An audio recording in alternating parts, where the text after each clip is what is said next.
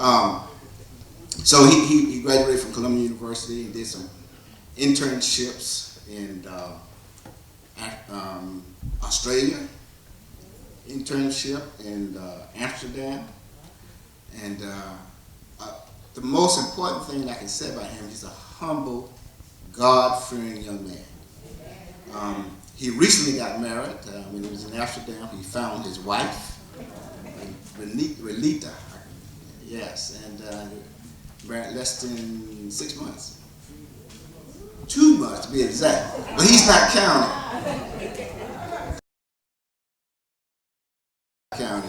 For we truly are proud of this young man for all the work he does, and he's working in Washington, D.C. for a very prestigious law firm now, and he never forgets from whence he comes.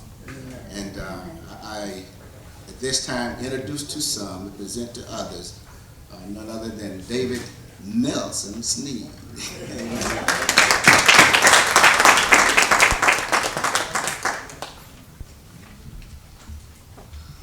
Good morning. Good morning.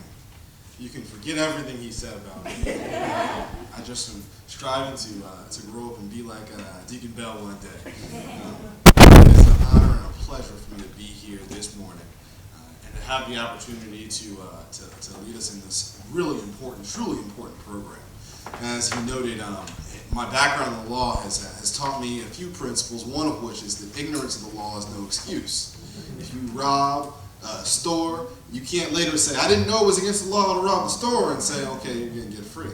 Well, just as important is that ignorance, in the medical sense, is no excuse.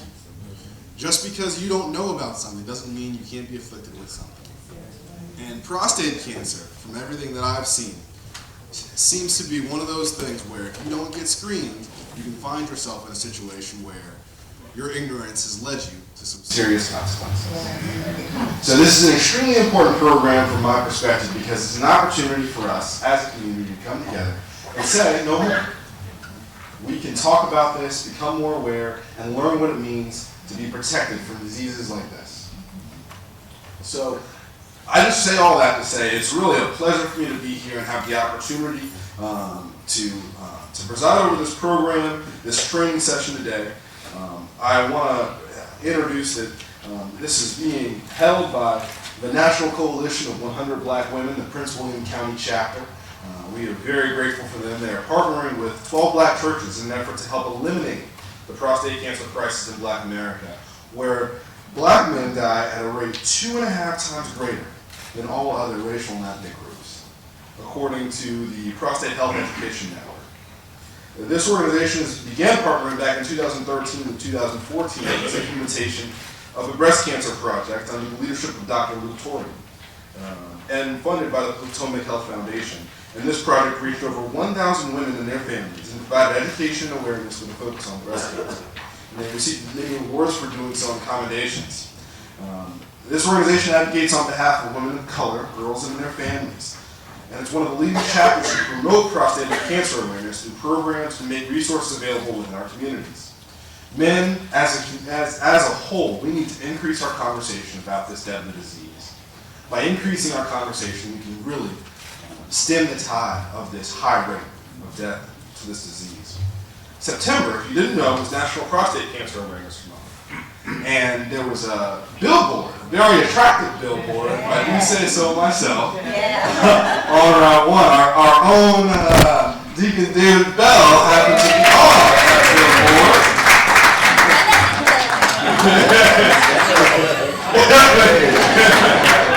We're looking to increase awareness, so we needed somebody to draw the eye, right? No, but so the billboard was there, and we're just really excited about how these efforts are leading to a more safe community. So at this time, I'm going to get out of the way and get to the actual business end of this program. We're going to start with the invocation and welcome by Pastor Nelson Sneed, someone whom I'm very familiar with. So if you'll welcome my father and pastor of this church.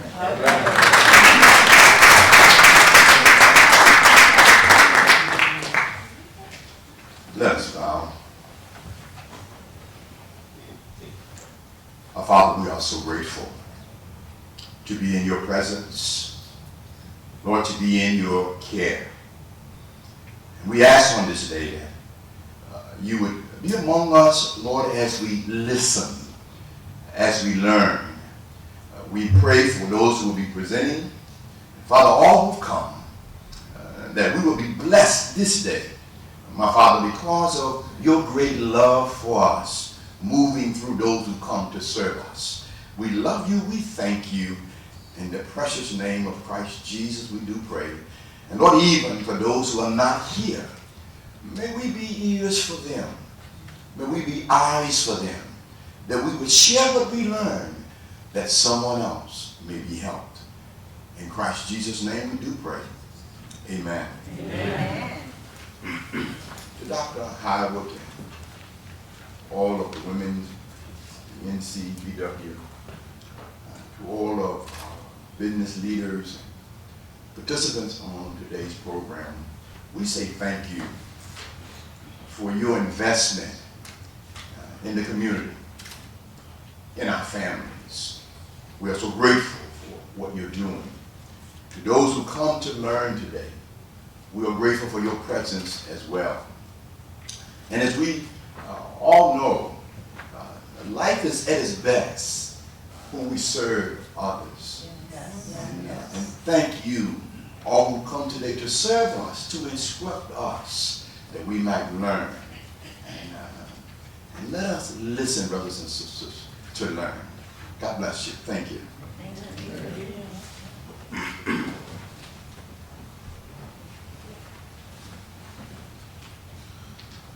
Now we will head into the introduction of guests. We're going to have Trustee Joseph Hill come and introduce our guests, and then we will have Deacon Eddie Harbison give us the overview.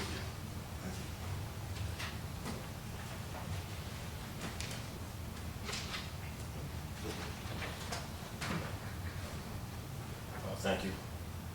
And good morning to everyone. Good morning. Good morning.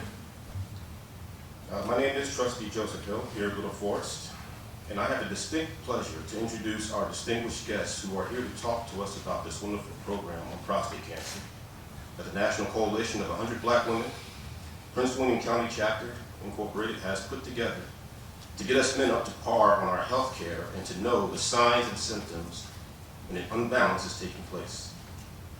Dr. Carol Shapiro is not present. However, we thank her for allocating funds for this project. The physician will be introduced by Brother Brandon Bell. Do we have any representatives here from Centera Northern Virginia Medical Center, Woodbridge, Virginia? Stand up. If so, would you please stand?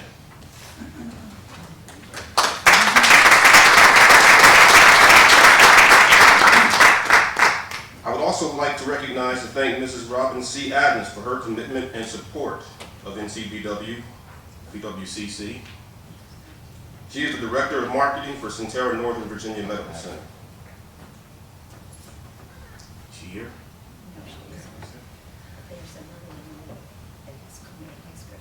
Okay, the representative has attended. Please stand. She's here. Would you stand, please, and introduce yourself? Yes. Yes. Hi, good morning. I'm MJ Portel, and I'm practice administrator for Potomac Urology. Thank you for coming. Additionally, I would like for the Coalition Sisters and P2 coordinator to stand. Over here.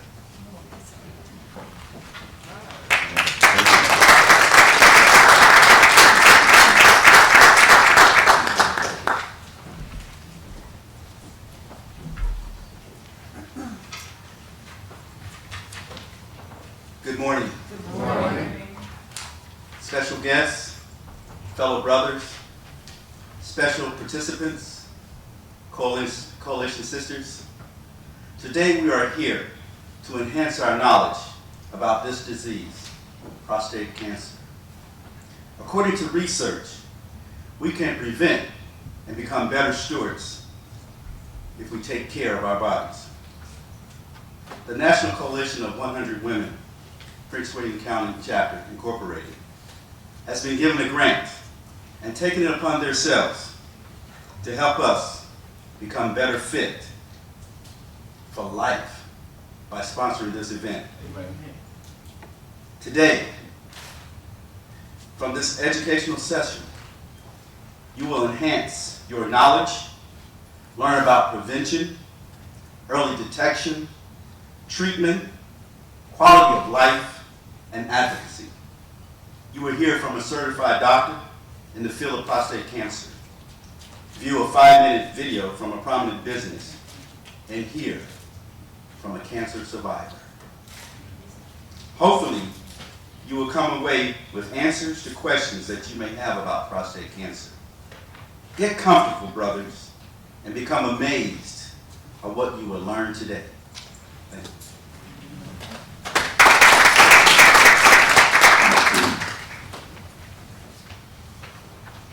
All right. Now we have a little bit of a better understanding of what we're going to be heading into. I'm excited about learning because honestly, as I come into this program, I know very little about prostate cancer. It sounds like we're going to have an opportunity to learn a lot today about what we can do to protect ourselves.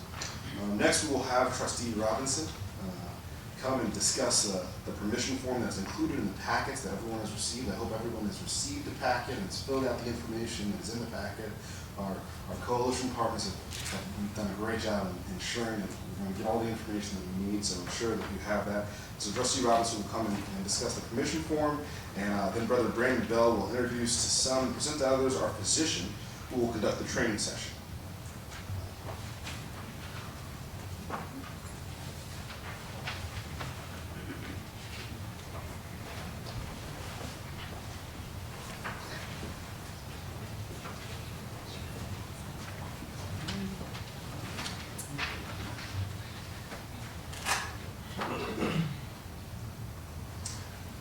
Good morning. Good morning. I usually start off with a joke, but since I've been restricted, I will not do that.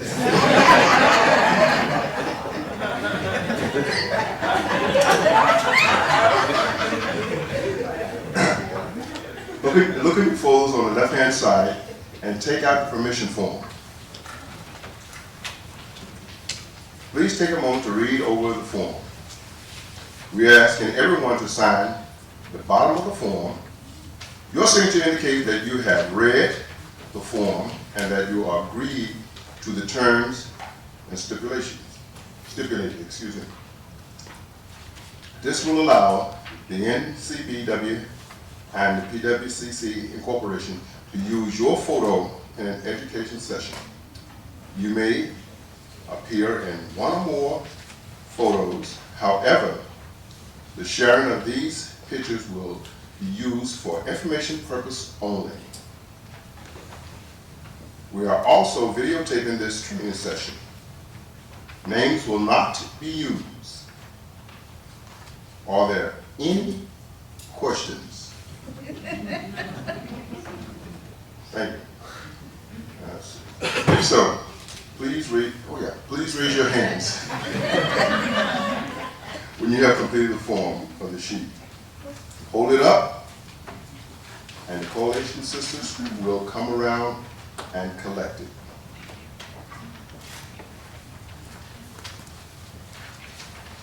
Thank you very much. You.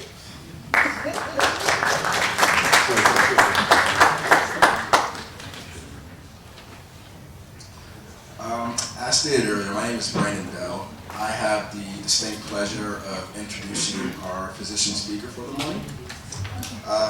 Dr. Nilay Gandhi grew up in Memphis, Tennessee, before migrating through Missouri for his undergraduate studies at Drury University and his medical school training at St. Louis University. And I hope I pronounced that right, Drury University, okay. He eventually made his way to the East Coast, completing his urological residency, training at the prestigious Brady Urological Institute at Johns Hopkins Hospital in Baltimore, Maryland. There, he was able to cultivate his urological skills with many pioneers in the field, focusing on minimally invasive surgery and oncologic reconstructive surgery. His research interests include bladder cancer and the use of neoadjuvant chemotherapy, erectile dysfunction, and artificial urinary sphincter.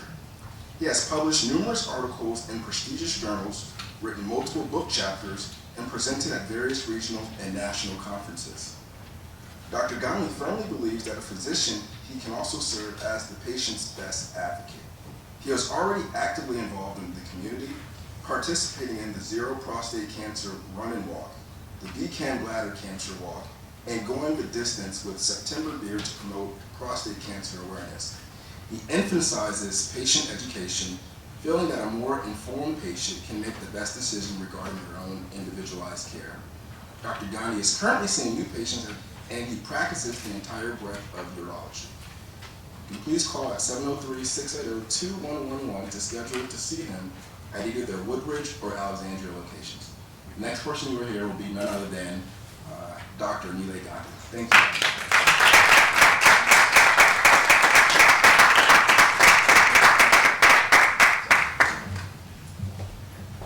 Good morning. Good morning. Thank you very much. Thank you for the introduction. I want to start off just by thanking the National Coalition of 100 Black Women for having me here to Centura, as well as to my organization, Potomac Urology. I'd like to thank everyone here for attending. It's an honor. I apologize. It's an honor and a privilege to be able to stand here. And as I was introduced as Dr. Gandhi, please call me Nilay. I've always known my father to be Dr. Gandhi, and so I try to keep this informal, try to keep this educational, so please feel free. If you have questions, raise your hand. This is to be seen as not me telling you what things are, but an educational session that's back and forth, okay? I want to make sure everyone goes away understanding what we're dealing with prostate cancer, okay? So, I know anytime you have someone up here, you kind of want to know, well, who is it that's talking to me? So this is just a little bit about, it was introduced that I came from Johns Hopkins, has been perennially ranked as the #1 urologic institution in the country.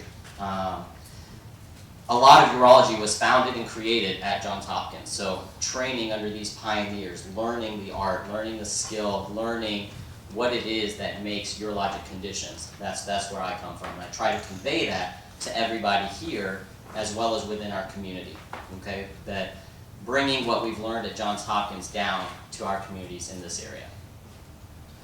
So we're going to just start off with a couple, it's an audience response system. If everyone can get out their cell phones, this is a free text message, but it allows for everyone in the audience to interact with the presentation, just on a couple slides right here, just to help showcase awareness. In the text message number, if you type in 714-294-0202. Once everyone's done that, now in the message, type the word as it says up there, send steps as one word, 507. Send steps 507. And then hit space. And then on the next slide, there'll be multiple choice questions. And you just put your answer, whichever letter, right there, and then hit send. Okay, so I'll let you know. Is everyone set up? No. All right. That was this side of the room. So this side, good job.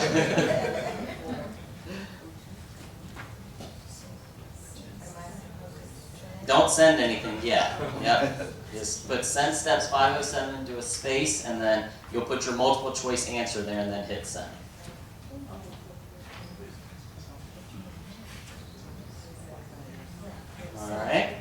Alright, here's our next slide. So, just to start off, what month is Black History Month? Alright, so pick your answer, whichever letter, and then hit send. Let's see if we can get this to work.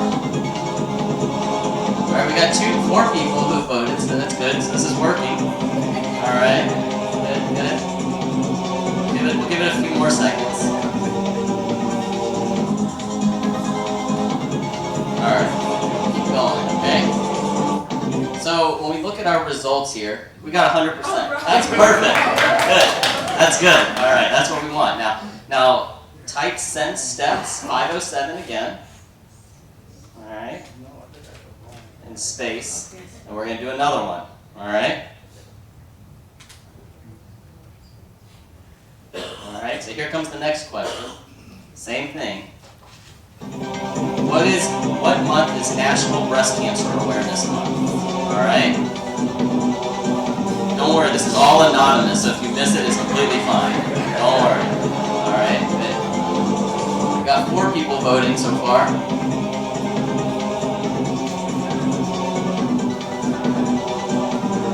All right, a couple more seconds. All right. Let's see how we do.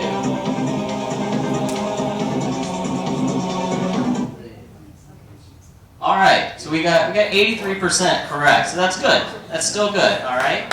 So October, this month is National Breast Cancer Awareness Month. All right, let's do this one more time, okay? So send steps 507. This is the last one, all right? All right, everyone have it? All right, here's our last question. What month is National Prostate Cancer Awareness Month?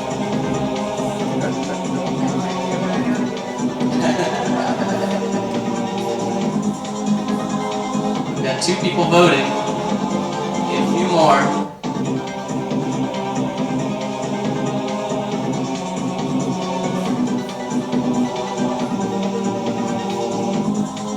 Got 6 voters. Can we get up to 10? Maybe? I think we'll keep it 6. All right. All right, 83% saying September. So that's still good. That's the majority of people. But this goes across to what the purpose of this talk is, okay? And I will say, I did this one time before, about a month ago, and everyone here is very good about promoting that. Because even at the very start, the first thing you mentioned was September is Prostate Cancer Awareness Month. And the purpose of that is to get that message out there, okay? It's not well known, okay? And we want to see that this becomes 100%. You can hit okay on that. Thanks. That this becomes 100% everywhere we go. That's the goal, all right? So again, like we mentioned, September is National Prostate Cancer Awareness Month. And one of the things that's interesting that was mentioned is we did a campaign called Septembeard. Very simple, something that, men don't like to shave daily. This gives you an excuse not to, all right? And so for the month of September, our organization, Potomac Urology, we all grew out our beards. And the point was to raise awareness to prostate cancer. Here's just a few pictures of our physicians as well as our staff wearing prostate cancer t-shirts, wearing beards, and every patient that came in, we had flyers. We would tell them what we were doing, just as an aim to raise prostate cancer awareness. My goal is for next year that we get all of you guys to participate with us in this, and we spread the word even further. And that's the mission, that at each one that we're talking at, we're trying to get people to join us in this cause, okay? We raised over $1,000 in this. It was the first time we did it. It was a small group just trying to reach out, and we did that mainly by telling patients, emailing our friends, our family, and posting it to Facebook. But we were able to raise $1,000 towards prostate cancer research. So let's talk a little bit about what prostate cancer is. These are the nitty-gritty. This is what you need to know. And prostate cancer is the most common cancer in American men. Okay? So it's definitely something we need to be aware of. And when they look at the new numbers, they said that over 220,000 people will be diagnosed this year. Okay? That graph, what that shows though, is that although we're diagnosing patients with this as the most common cancer, there's a 98.9% survival. Okay? So it's a very curable and treatable cancer. The key is when caught early, okay? And the way to catch prostate cancer early is by undergoing screening. When it's caught late, then those numbers decline. But prostate cancer is a very curable cancer. And that's something that's very key to know, okay? For the American male, how many people here know someone who's been affected by prostate cancer? I mean, we're looking at pretty much everybody has raised their hand. 1 in 6, that's the statistics. That if you had 6 men lined up, 1 would have prostate cancer. That's how often it occurs, okay? 1 in 6 men. It's also the second leading cause of cancer death in American men. Now, like I mentioned, it is still a very curable cancer, but that doesn't mean that it's not a cancer that we should fear, because it is, like I mentioned, the second leading cause of cancer death. Lung cancer is the #1 cause among both men and women. Okay, so that's where smoking cessation, that's why everyone's really hard on that, is because of lung cancer. But with prostate cancer, it's the #2 cause. Prior to the 80s, it used to be you lined up 10 men and 1 would have prostate cancer.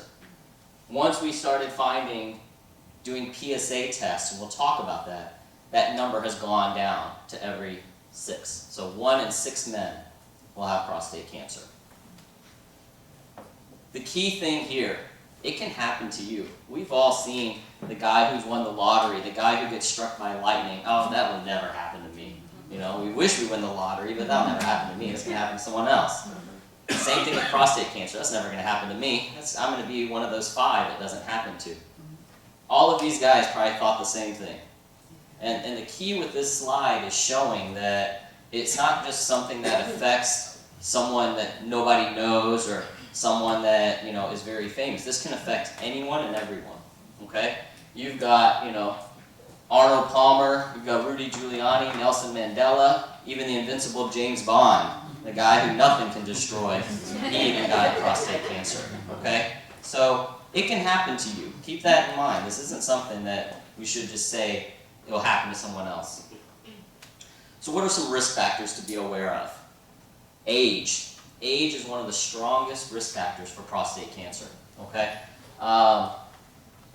When we look at it, looking at the graph along the lines, you can see that as you get older, moving to the right, the incidence of prostate cancer increases, okay? To where the median age of patients that have prostate cancer is 66.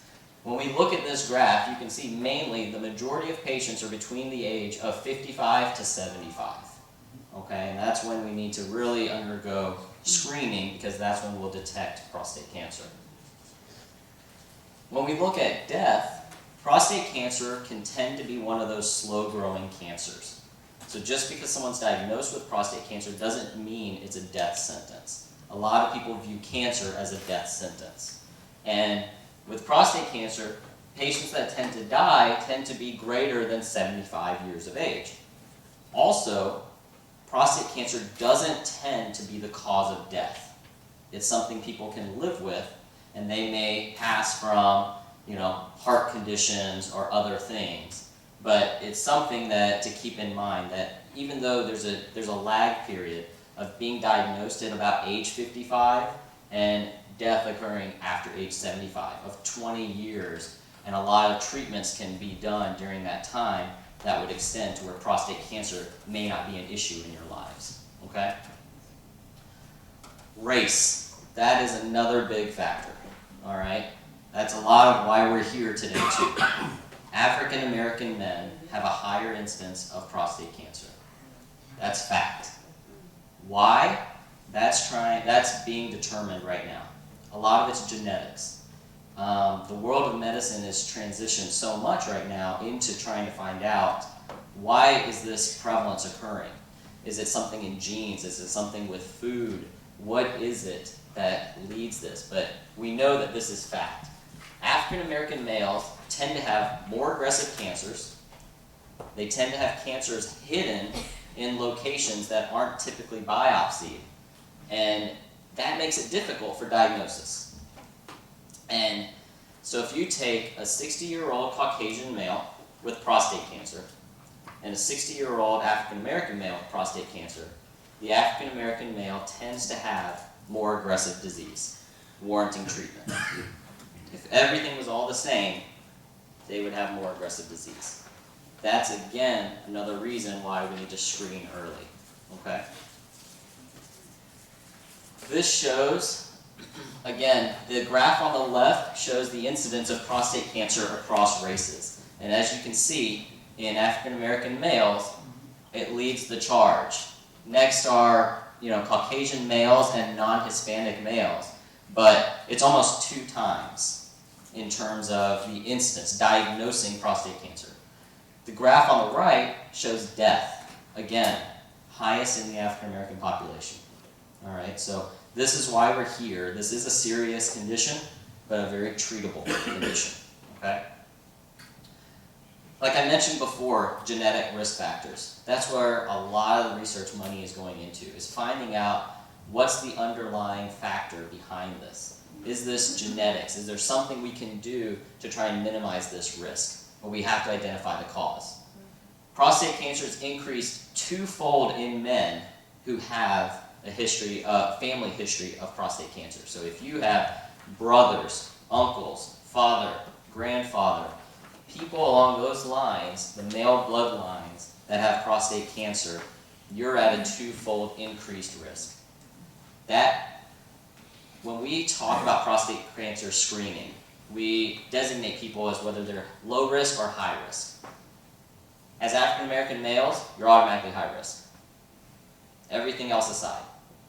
When you add in that you say, well, my father had prostate cancer, that increases your risk even more. Okay? So it's a different conversation I'd have with you than I'd have with someone with no family history than I would have with someone who's Caucasian, based off of risk. Like I mentioned, just this slide depicts research articles coming out right now, looking at genes, looking at, what's genetic got to do with prostate cancer treatments, prostate cancer resistance, things like that. A lot of research is gearing towards this. This is where things are heading. So screening, what does that mean? The two main components of screening are the digital rectal examination and PSA, which is a blood test. Okay, we're going to talk about both of those. There's things listed under PSA. These are new screening tools that are either blood tests or urine tests that we use to really further risk stratify. So if we have someone who's high risk, we can try and find out exactly how high risk. The digital rectal examination is the exam no man wants to have done, no urologist wants to do, all right? But it has to be done. This is the finger in the bottom, all right? That's the easy, nice way to say it. What it allows, though, is you can feel the back part of the prostate, okay? And what that does is sometimes prostate cancer can tend to have lumps or bumps on the prostate. That your blood test might be normal, your urine symptoms might be normal, but there might be a bump on the prostate, and that means we need to investigate this further. 85% of cancers can be detected that way. So it's not 100%. That shouldn't be the only thing that you have done. But when combined with the blood test, it can be very accurate. So the blood test is looking for PSA, and that's a protein that's secreted by the prostate. And you hear all these people talking about elevated PSAs. Just because you have an elevated PSA does not mean prostate cancer. So when your primary care doctor is like, I want you to see a urologist, your PSA is high, that again does not mean cancer. But it's the best tool we have to screen for cancer. And we want to rule out cancer because everything else we can deal with. That's not life-threatening, but we want to make sure we deal with the life-threatening thing as soon as possible, if that's what it is. So this slide just talks about what can cause an elevated PSA. It can be just normal. As you age, your prostate grows. And some of you may complain that I don't urinate like I did when I was 18. I'm waking up at night a lot to go pee. My stream's not as good. All these various things can be part of a normal process of being a man as you get older, as the prostate grows. That can also cause a rise in your PSA. All right? Prostate cancer can. That's also why we're doing this. We want to screen to make sure we identify those that have a rise in PSA because of prostate cancer. It can be because of infection. It can be because of sexual activity. It can even be because of riding a bicycle, something like that. So there are various things that can cause an elevation in PSA, but that's what we're here to work out and find out. But the take-home message is we have to rule out cancer because everything else we can deal with pretty easily. This is just showing that the higher the PSA, the more likely it is that we detect prostate cancer. So a typical normal number that's always thrown out there is 4. If your PSA is less than 4, usually people aren't too worried. Again, this isn't a black and white issue. This has to deal with your age, your risk factors, and your PSA level, okay? But this just is a summary slide just showing that as your PSA goes up, the likelihood of prostate cancer goes up as well. These are different things that we use, also looking at how fast your PSA changes from one year to the next. One number doesn't help us much. Finding the trend. If your PSA last year, I just saw a patient who actually was at Mount Zion when I did this talk a month ago, and his PSA went from 3 up to 4.1. So that was a big jump, all right? And he underwent a prostate biopsy 2 days ago. I'll have the results next week, but what I saw in the ultrasound, and I'll talk about the ultrasound, is he had a very large prostate, and that likely is the cause of why his PSA went up so high. But we're still ruling cancer out first. Everything else is treatable after that. But again, we look at more than one number to see if there's a big rise, a jump, different tools that we have. Like I mentioned again, as you get older, your prostate grows. So it makes sense that as you get older, your PSA number should also change. And this shows that the younger you are, your PSA should be quite low. But as you get older, the threshold for what is called normal also increases. And so that's how also now taking that arbitrary number of 4 doesn't really apply to the 30-year-old. A number of 4 in a 30-year-old is extremely high. And so that's where talking to the urologist and really personalizing your care, that's what we strive for. These are just random tests that you don't have to know, but these are new things that have come out in the last 3 or 4 years that really try to help increase our accuracy of prostate cancer screening, whether it's a blood test or a urine test. Again, looking at prostate cancer mortality, PSA, the blood test we've been talking about, was introduced in 1987. And you can see that following that, that yellow line starts to go downhill. That's what we want. We want to find ways to take that mortality curve and bring it down to 0.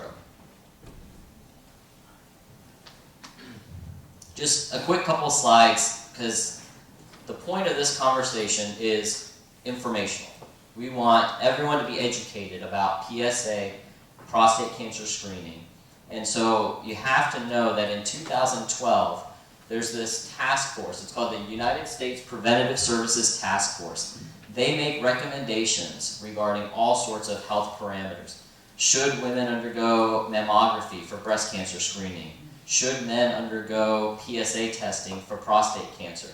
And what they found is, you can't see it, it's written down there at the bottom, but they gave prostate cancer PSA screening a grade D, which basically said, don't ever do it.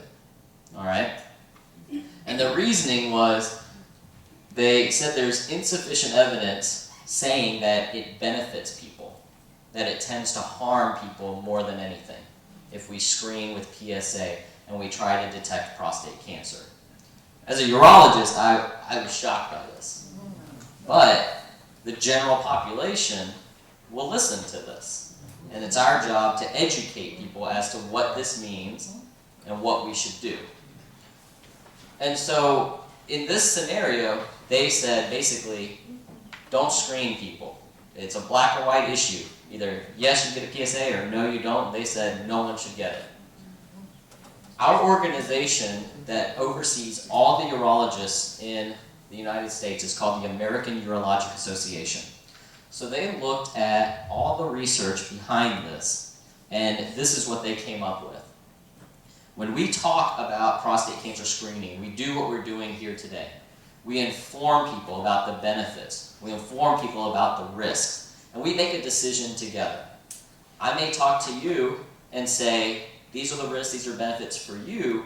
We don't need to do it. But I may talk to you and say, these are the risks and benefits for you, and say, we do need to do it. So it's a model that's called shared decision making. Again, as I highlighted in blue there, like we saw with who prostate cancer affects, the most popular population that is affected is age 55 to 69. They are the ones that we really want to target for screening. All right? These are just some trials that looked at whether there was a benefit to screening or not. These have been going on for a long time. But what this study found was that they found that there was no difference in who survived from prostate cancer or not, whether you were screened or not.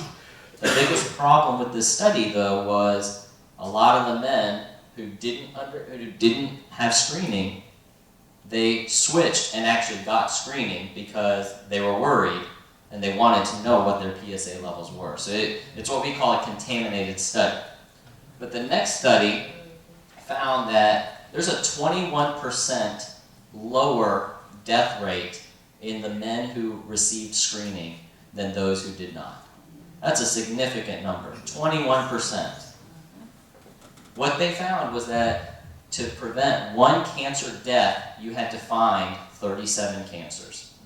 So what happens to those 36 other men? Not all prostate cancer requires treatment. And we'll talk about that. It's a crazy thought because you think, I have cancer, it should be out, it should be treated, something should be done. And we'll talk about what that means. Again, this is just a summary slide. It's a busy slide, there's a lot of data there. The key to know is that all these organizations here, if you look, the years are listed 2012, 2013. So this is recent information. This is how popular PSA has become. They've all come out with guidelines. The key is what I listed there at the bottom called shared decision making. That's where you talk with your physician and we come up with the ideal game plan specifically for you. Like I mentioned, this is not a black or white issue. This is not everyone should get a screening, no one should get a screening. This is what's best for you as an individual. So these are just discussions to have. Like we mentioned, what are the benefits? What are the risks? What does the blood test mean? If I need a biopsy, what is that? What happens if we find cancer? What happens if we don't? Those are part of the educational things that to understand before going down this route. The reason for this, the harms with prostate cancer screening, like I mentioned, is we're identifying a lot of cancers. I showed you some slides that we're finding that we find cancer in 1 in 6 men. But like I mentioned, not all prostate cancer needs to be treated. So the problem became that we were overdiagnosing. We were diagnosing almost everyone with prostate cancer. And then everyone was getting treatment. So then they were getting overtreated. And that's not right. That's not what we're trying to do. That's not what people want, is to be overdiagnosed and overtreated. So these guidelines were put in to try and find out who is most likely to benefit from prostate cancer screening and treatment because they are most likely to die from prostate cancer. Trying to find out who is it that we really need to treat. Now, prostate biopsy, we've talked a little bit about this. This is, again, just like the finger in the bottom test, no one wants to have a prostate biopsy. All right, it's an ultrasound probe in the bottom, and it shows a picture of your prostate on the TV screen.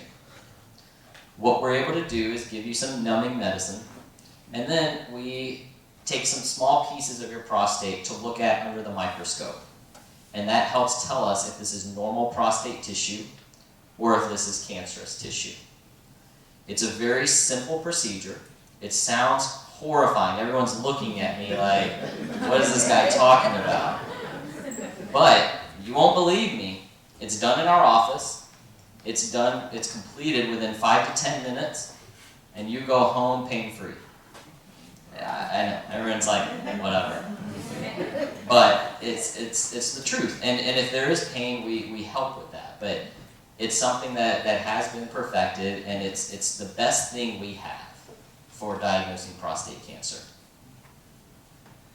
So when we do this, trying to determine, well, if you are diagnosed with prostate cancer, what does that mean? And there's, like you say, with every cancer, there's a stage. And we have to diagnose what stage cancer this is. By that, we can then put you into a population, a low-risk population, intermediate risk population, and a high risk. The ones that are intermediate and high risk, they need treatment. We know that based off of certain parameters, that cancer is deadly. The low risk group, and we even now have a category called the very low risk group, these are guys we watch. These are ones that we don't know yet which way it's going to go.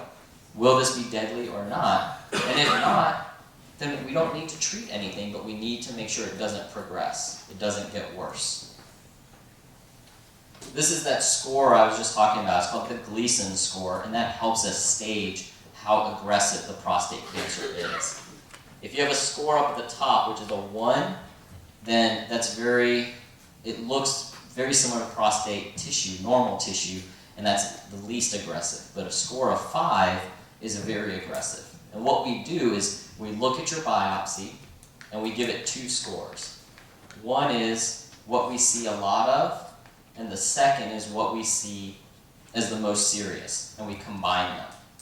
So you could have a score of 5 plus 5 equals 10, and that's the most aggressive, most serious, most deadly prostate cancer.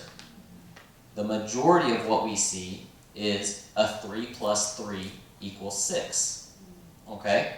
Which is very common and typically falls under the low risk category. But we also have to take into account your family history, your PSA level. All of those can shift your risk factors, okay? But this is how we score everything. And again, this is a lot of information for people that it may not apply to. But if there's 1 or 2 people that ultimately do end up having prostate cancer, this is very important information, and it will be discussed again at that time. But just these are things because we want to make sure everyone has a good understanding of what this all means. We do some imaging to try and identify if any cancer has spread. We can do CT scans, bone scans, and now, over the last 5 years, the biggest thing has become MRIs. Prostate MRIs, trying to see, can we possibly not biopsy people? Will a prostate MRI be a better alternative than everyone getting a prostate biopsy? So we're looking at these different ways. Like I mentioned earlier, African American men have more aggressive disease. But the point underneath that was they also have disease that's hidden from normal ways of detection. And what I mean by that is we can do a prostate biopsy and it's completely normal, but you may still have cancer hidden there.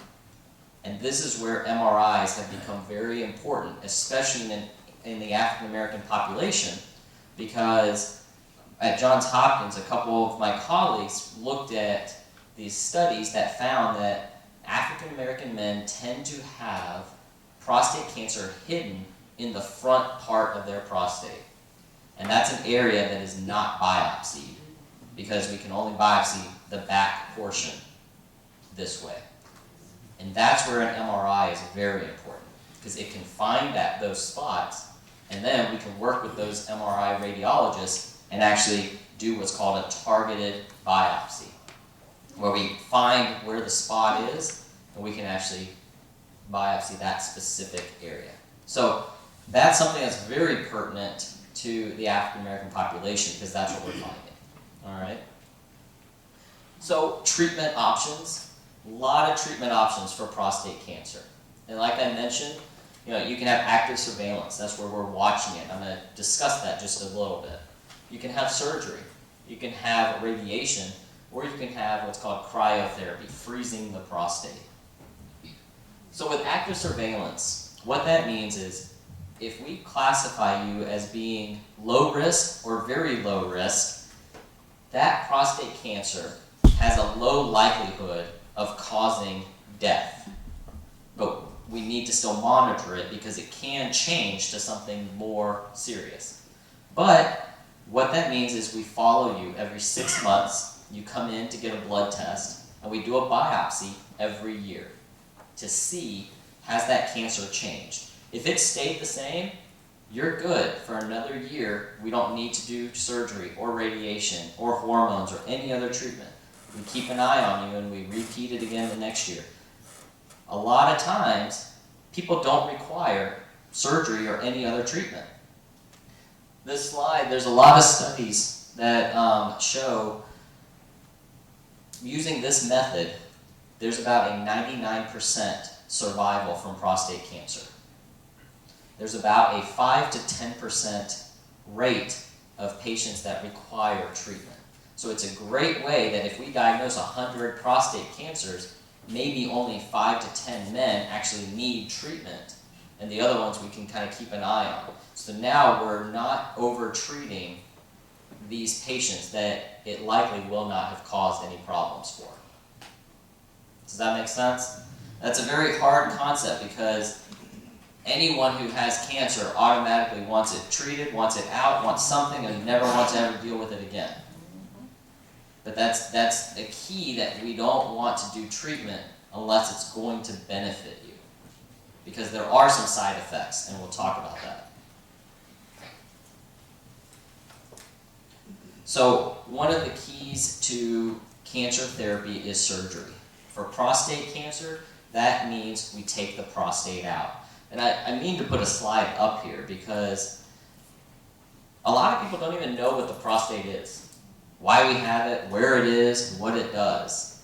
And I think that's a key part to this, but just as a basic knowledge of it, it sits underneath your bladder. So when you have to go urinate, it sits there and supports your bladder so you can urinate normally. As you age, the prostate can get bigger. It can cause a blockage, so it's harder for you to go urinate. All right, so some people may experience that. You see commercials on that all the time. That's what that is. The prostate's also involved in sexual activity. The ejaculate fluid, your semen, comes via structures connected to the prostate. Okay? So its main purpose is sexual and function, but it also can affect the urinary system. So that's what the prostate is. Men have it, women do not. They have a small little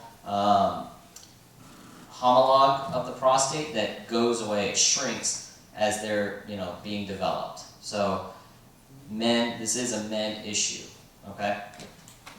So when we do surgery, we're talking about taking the prostate out, which means we can take the prostate out, but now we have to reconnect your bladder to the urethra, it's the tube you pee through, so that you can urinate the same normal way, all right?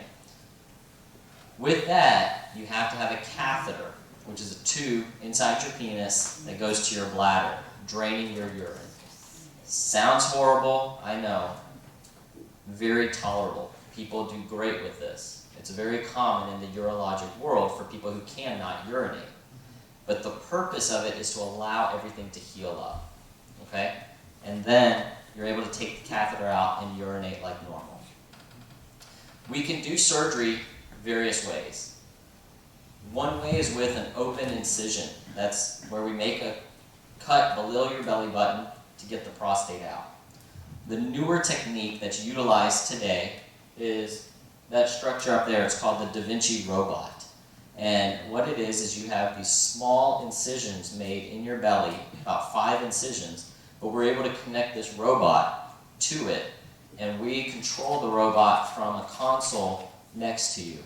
And we can actually, it's like having our hands inside, and we can do full range of motion through just such a small incision. People are in the hospital only 1 or 2 days with this, and you're back home. That's a huge change. Blood loss is minimal, it's 3D vision, and it's magnified, so everything is right in front of us. With surgery, with radiation, with all sorts of prostate cancer treatment, you have to know 2 main things that can happen afterwards. And that's urine leakage and difficulties getting an erection. These are 2 things that go with all prostate cancer treatments. And it's 2 big things of why people don't want treatment. Leakage. No one wants to leak urine. What happens, like I mentioned, the prostate supports the bladder. gives you that strength so you don't leak urine. When women deliver babies, that muscle that they have there gets weak and it doesn't support the bladder as well, and sometimes women complain of urinary leakage. It's the same thing that happens in men when the prostate is removed, because now that area of support and those muscles are weakened. And so what we do what's called biofeedback, and we do exercises to get those muscles strengthened again, to help so that this does not become a problem, okay? I have some slides, I'm not going to go into them, but it's data that shows up to 3 months after surgery, 6 months after surgery, up to a year, your numbers improve. So at 3 months, maybe about 50% of the men don't leak urine. At 6 months, 80%. And usually by a year, we're approaching 100% of the men are not leaking urine. The same goes with erectile dysfunction, difficulty getting an erection. The nerves run right next to the prostate, okay? A lot of people who come in already have some degree of erectile dysfunction, whether it's because of smoking, heart disease, diabetes, whatnot. But again, what we do after the surgery is we do a training program to get those nerves, to get everything working again. Our goal is to get you back to where things were before surgery. But it takes time. And a lot of people don't understand that beforehand.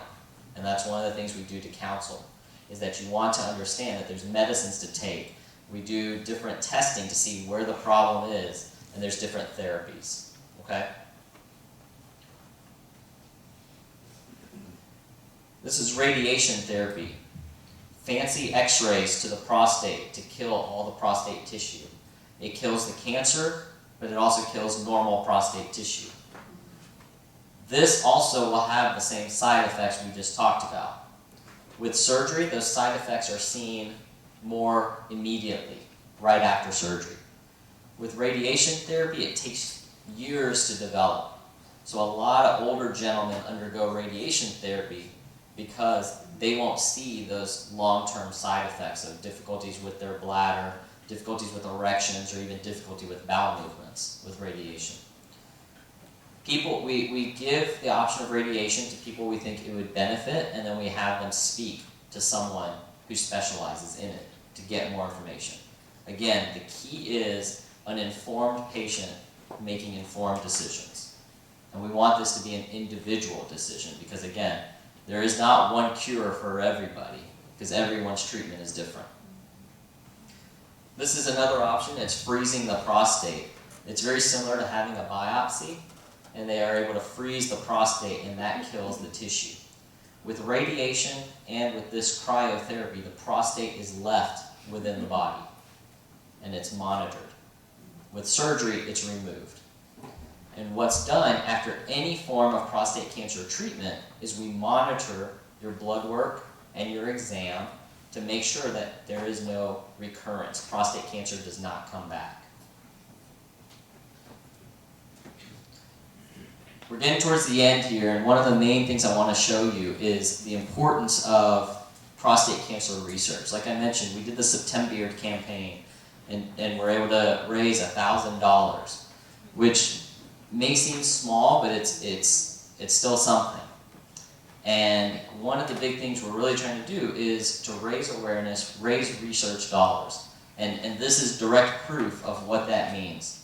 In 23 years, the last 23 years, dating back to 1981, there were 6 medications that were available for men with very advanced prostate cancer that had spread and was not responding to any other medications that we had. They developed 6 medicines in the last 23 years to help these men. With the big push now in prostate cancer and research, in the last 3 years, there have been 5 new medications. So we've almost, in the last 3 years, basically equaled what's been done in the last quarter century. So that's a direct influence of what we're doing now, raising awareness, research dollars, all of that is going towards things like this, okay? So, to end, this is our group. We're Potomac Urology. We're 5 guys, not the burger joint, but 5 urologists here who we all kind of do our own specialty. And prostate cancer is not the only thing we deal with, all right? We deal with a lot of things. Kidney cancer, bladder cancer, prostate cancer, difficulty urinating, erectile dysfunction, female urology, people who have prolapse, leaking urine, kidney stones. We deal with a lot of that. We even institute a men's health center dealing with patients who have low testosterone, infertility, need vasectomy, have erectile dysfunction, things like that. We really try to gear and specialize your care.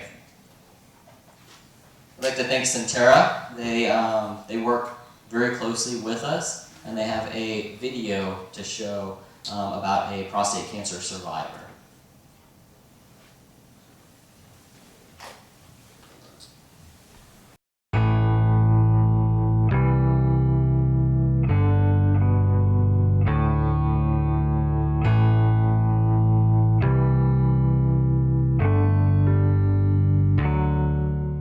Most African American men have this general tendency that we are all powerful, all knowing, and we are invincible. So therefore, it may happen to you, but it won't happen to me. When I was first given the final word in terms of diagnosis that yes, in fact, Edgar Brookins, you have cancer. First, there was a mental stoppage. I said, wait, the reality that it actually is was overwhelming initially. Black men in particular have a certain fear factor that I don't want to hear that message. I don't want to hear what the doctor may tell me. And that's a negative for them, but I know I used to procrastinate that way. Say, well, I'm not going to go. If I just don't go, do some miracle is just going to disappear. It doesn't happen that way. It does not happen. For years, 2-3 years, I never went to the doctor. So I thought I was all right. But I had no idea. I had no idea. When the doctor told me that I had cancer, the first thing that went through my mind was just fear. The fear and the unknown were the two things that were just troubling me more than anything else that ever happened in my life. When I think of cancer, I think of my aunt and my mother who I lost both to cancer. As a family, we never really talked about cancer. Cancer is not something that we would sit down at a dinner table and talk about. I wish that I could have been more open and supportive of my mother and my aunt. I wish that I could have gotten more information from them about what they were going through and how they felt. I wish I would have been able to just on my own go to the National Cancer Institute website and learn for myself. We as African American men, we need to change our conversations. We talk about everything other than what's really important to us, and that's number one, that's our health. We got to be more communicative within our communities, within our families, particularly in a church setting, because we know the church has a great influence on what black men do or don't do. And we say, hear it from the pulpit. Preachers got to get more involved in this thing, and they're not doing that. Preachers got to say it from the pulpit why the black men needs to be more aggressive in their medical care on a continuous basis. Being diagnosed with prostate cancer, I guess you could look at it from two different points of view. One from a single man's point of view and one from a family man's point of view. Let's take the single man's point of view first. That's me. I really found other excuses why I can't go to the doctor and get checked. Now, on the other hand, if you're a married man, the first thing that you worry about is your family. The effect it had on my family was fairly singular in the fact their concern obviously was raised. A concern that, Dad, will you be okay? Dad, are you going to be around? As a father, as a head of a household, you got to get those medical things taken care of, which include not just the doctor, but physical exercise, your diet, etc. All those things combine to create a healthy status will allow you to do what you do as a parent. We worry so much about our manhood, and if you go to the doctor early and get checked, and the doctor tells you you're all right, then you don't have to worry about your manhood. You don't have to worry about your manhood, but you have to be a man first to find out. And the only way you can find out is you got to go to the doctor.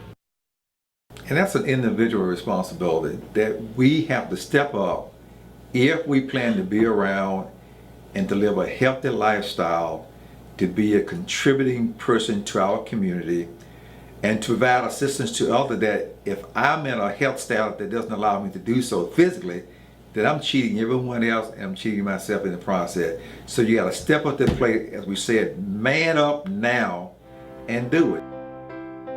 Yes, I have cancer. Yes, I'm going through the treatment. But hey guys, look at me. I'm still doing the normal stuff that I normally do, doing my work, doing my social stuff, so it has not impeded my life.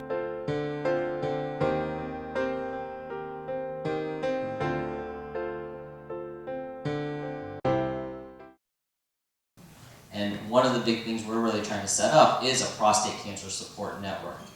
Things that will accomplish that, because one of the big things is when you hear the term cancer, you stop listening to anything else I say.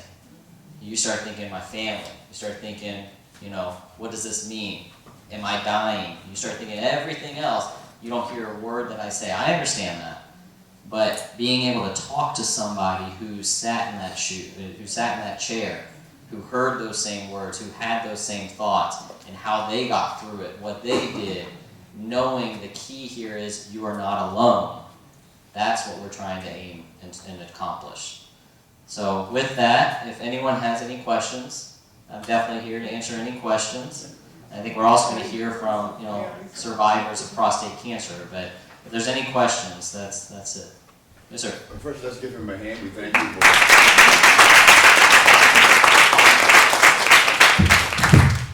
when Excuse me, would you please stand there is across a the need. sneak so everybody can hear you? when there is a need, when you speak briefly, recap perhaps the need for the biopsy, and when there is a need, how does the doctor determine that area to take the biopsy from? It sounds as though it could be in one area and not another area, and so what's the thought process as you take that biopsy to confirm what may be there? So that's a, is it on? Okay. So that's a great question. When we do a prostate biopsy, so an essential part is always the finger exam. So that helps to determine if there's any abnormal lumps or bumps. If we feel something there, we are definitely going to target that on the biopsy, because that's definitely a high yield area. We want to make sure we see what that is. The second part is we do an ultrasound. The ultrasound gives us pictures of the prostate on a TV screen and can show if there's any abnormal areas that don't look like everything else. If it lights up different, if it appears, prostate cancer can appear on the ultrasound. If we see those, we definitely will target and biopsy that. If both of those are normal, yet the blood test is still abnormal, then we do a general sampling of the prostate. And there have been many studies over the past 20, 30 years that have looked. If you take just 6 samples of the prostate, how accurate are you in diagnosing prostate cancer? If you take 12 samples, if you take 24, and what we found is the best accuracy is found with 12 biopsies in a specific area.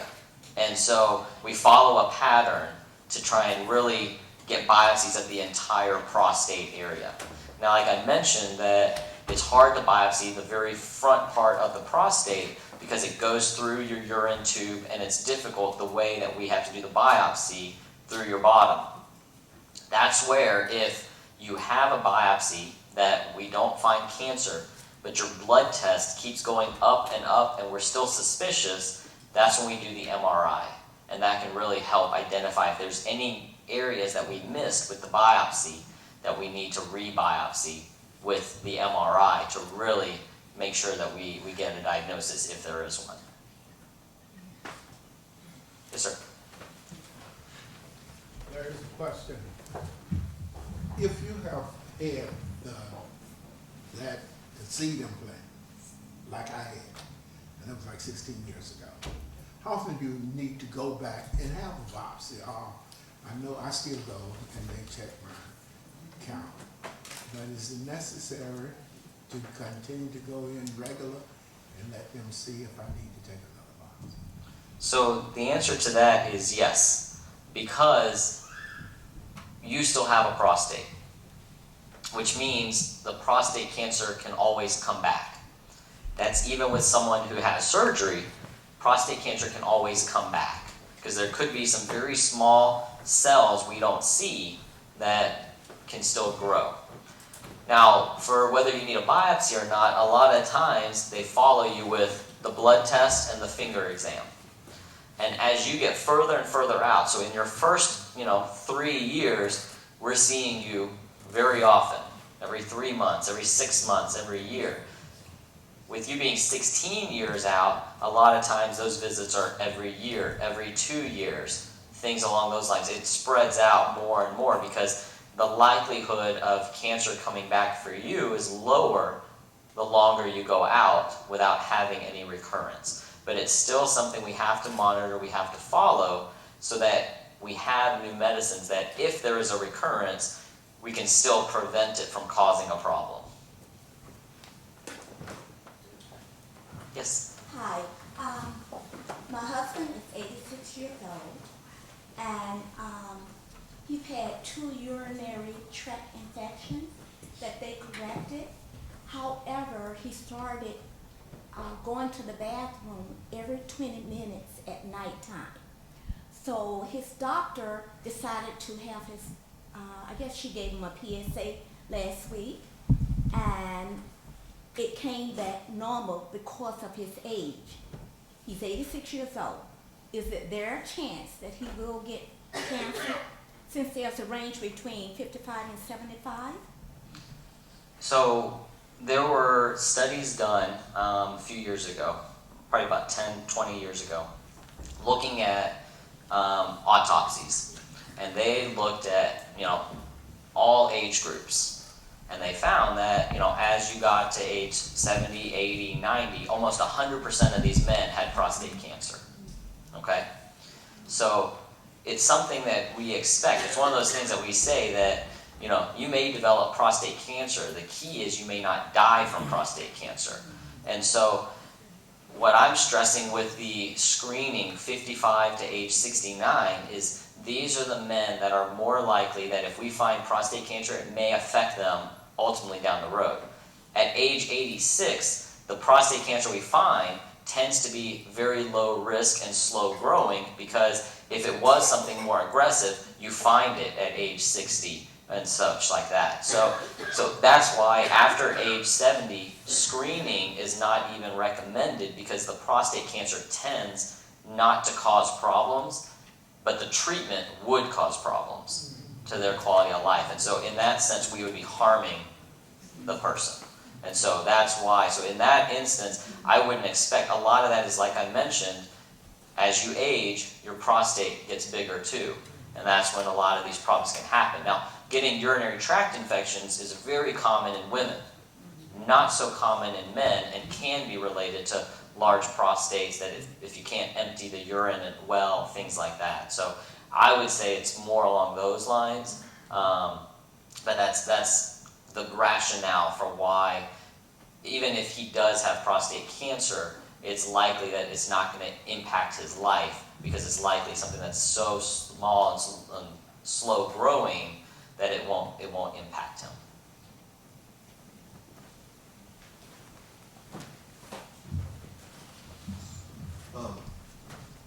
This has been extremely helpful, I think. I was curious about, you mentioned that the main ages for screening started at 55. Are there things, is 55 the age that you should get your first screening, or would you expect as a younger man to do so at an earlier stage if you really want to be concerned about prostate cancer? And are there signs that people should look for on the earlier side to warn them that maybe this is going to be something you need to look into? Yeah, no, absolutely. It's a great question. So, according to our American Urologic Association, the age recommendation was age 55 to 69. I think I can see if we can get back to that just so it's up here.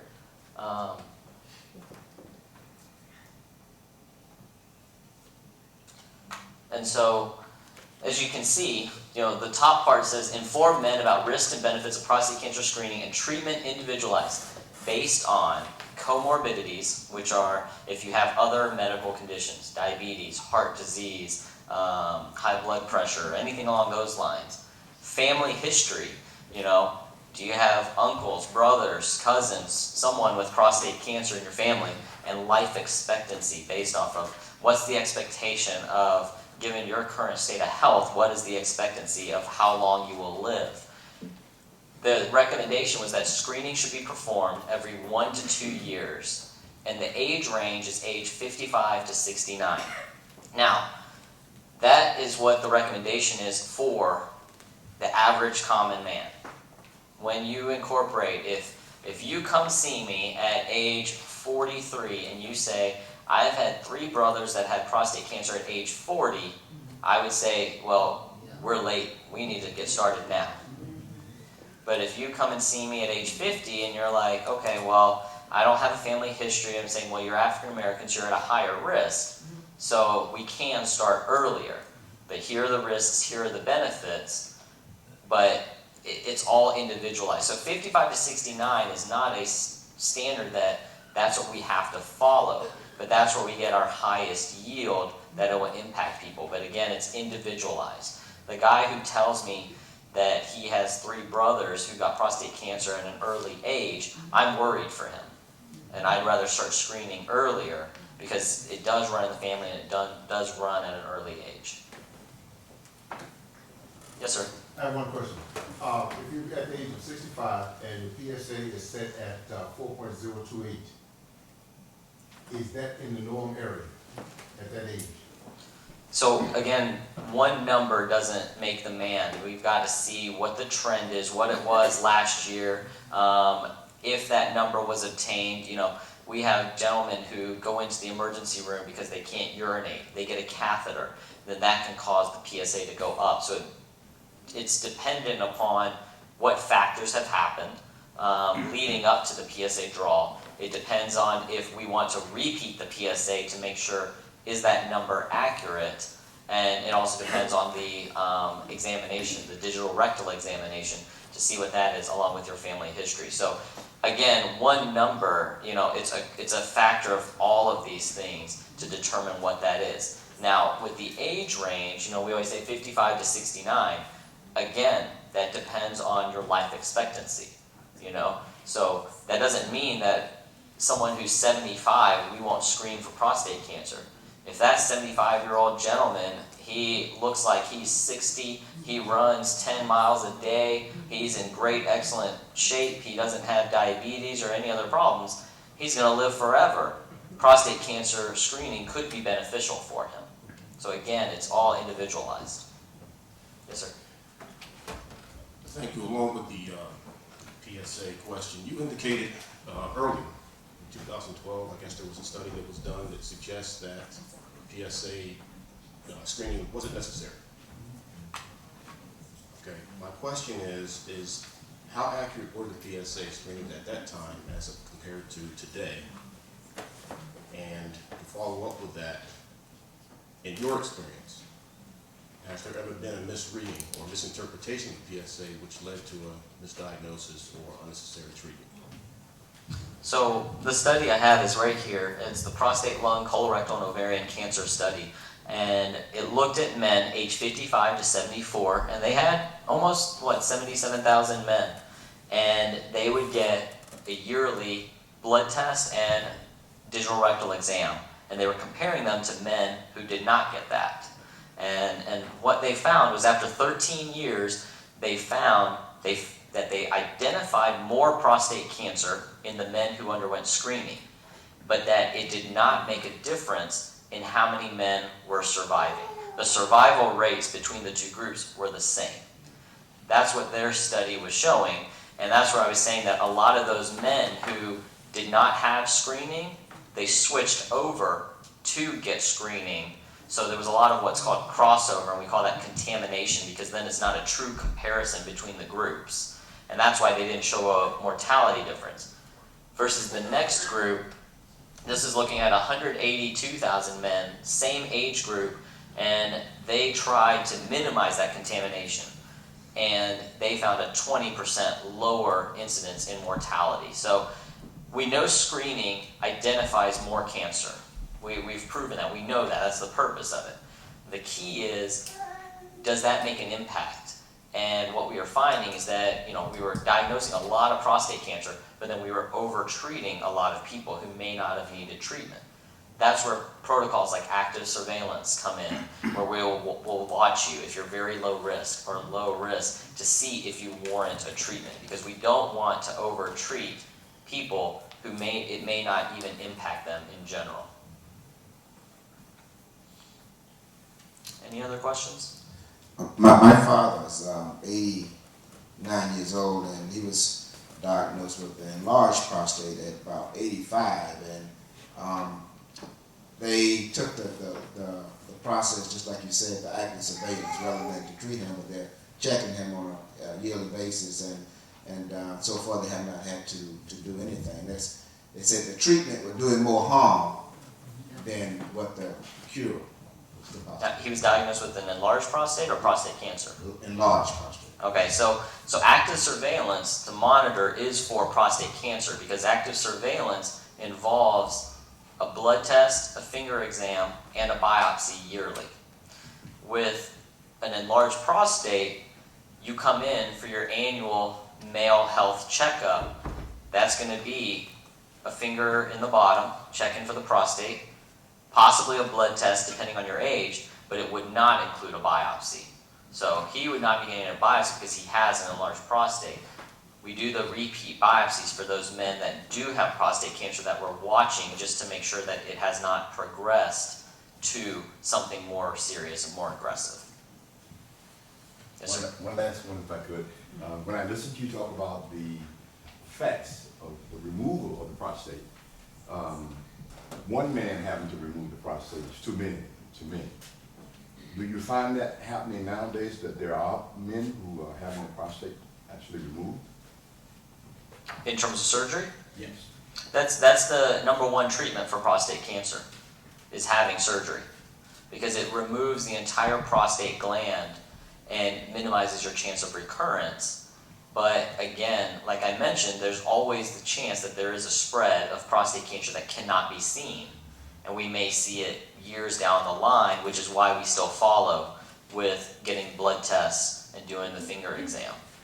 But having the prostate taken out is the most common procedure for prostate cancer treatment. Over radiation, over cryotherapy, surgery has been the #1 incidence, because it removes the cancer entirely.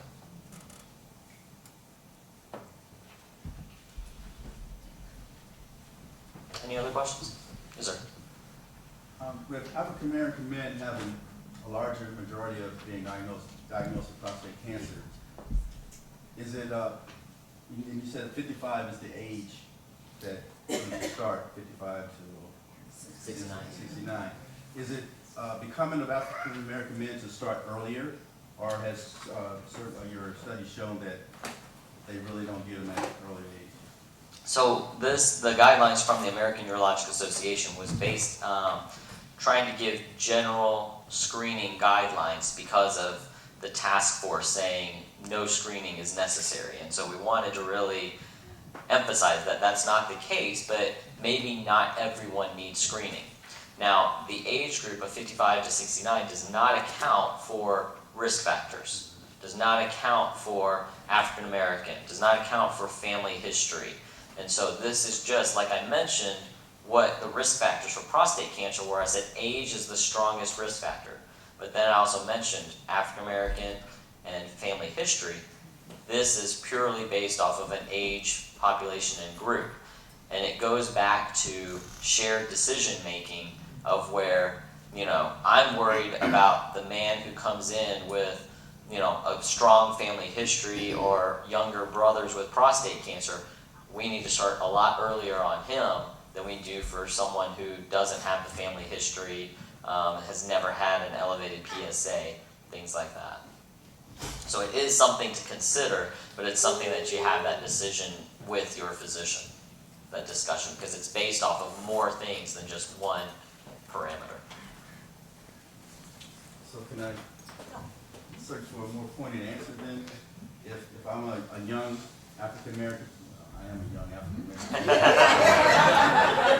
If I was a younger African American with those risk factors, in places like this where I'm coming to be informed and I want to, look out for my future health care, should you as an administrator in this profession, should you suggest to them that, hey, you're African American, you're a high risk factor, so 55 is probably a little late for you. Maybe you should do it at 49, 50, because we don't know. And maybe they don't know about their family history. But we do know that it's higher in African Americans than it is any other demographic. Correct. And so with that, I tend to screen earlier at around age 50. It used to be that people would even start at age 40, was what was historically found, that in African American men you start at age 40, and everyone else you start at age 50. And then these new guidelines came out saying age 55 to 69. And so I routinely would start around age 50. Now, I would do that in the men who have a family history or don't know their family history, because I don't know what their true risk status is. If they don't have a family history, they don't have a normal exam, things along those lines, then a lot of times I say we can wait until 55 if you want, but majority of the times people coming in saying, no, I want to get it done. So a lot of that, what I see are people interested in having it done. The time that this really comes up is when you see your primary care doctor, and then they're deciding, should we do it, should we not? And one of the things I'm learning that we're seeing a lot more of, and people here can attest to it if not, is that primary care docs may only do the blood test but not the exam.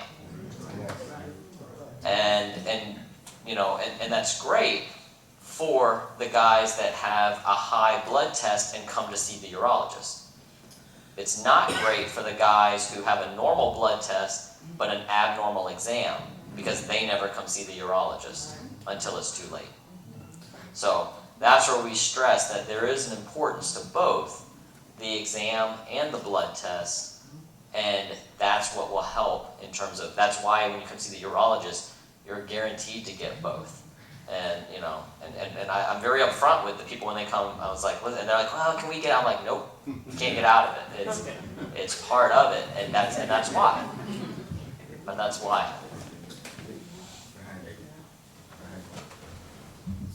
Like at the age of 21, when I was in the military, at the age of 21, I was passing blood, and so I went to the doctor in the military.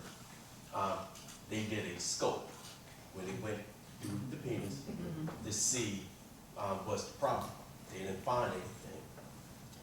About a couple of years ago, about a year and a half ago, same thing happened again. So I went up to VA, same thing, passing blood. So they did the scope again, but with the urine, there was a blockage.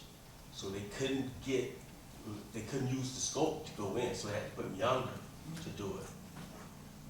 But when they tried before the surgery, and then when they did it with the surgery, the blockage was gone.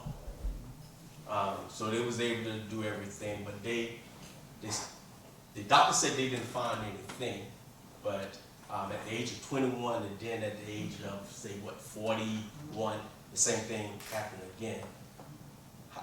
How is that and what is that?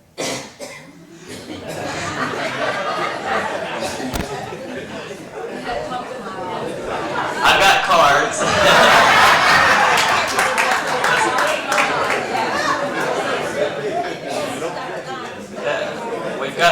So I'll answer that as generically as I can, but it's something that would warrant a little more about your history and things that we could talk in a more personal setting.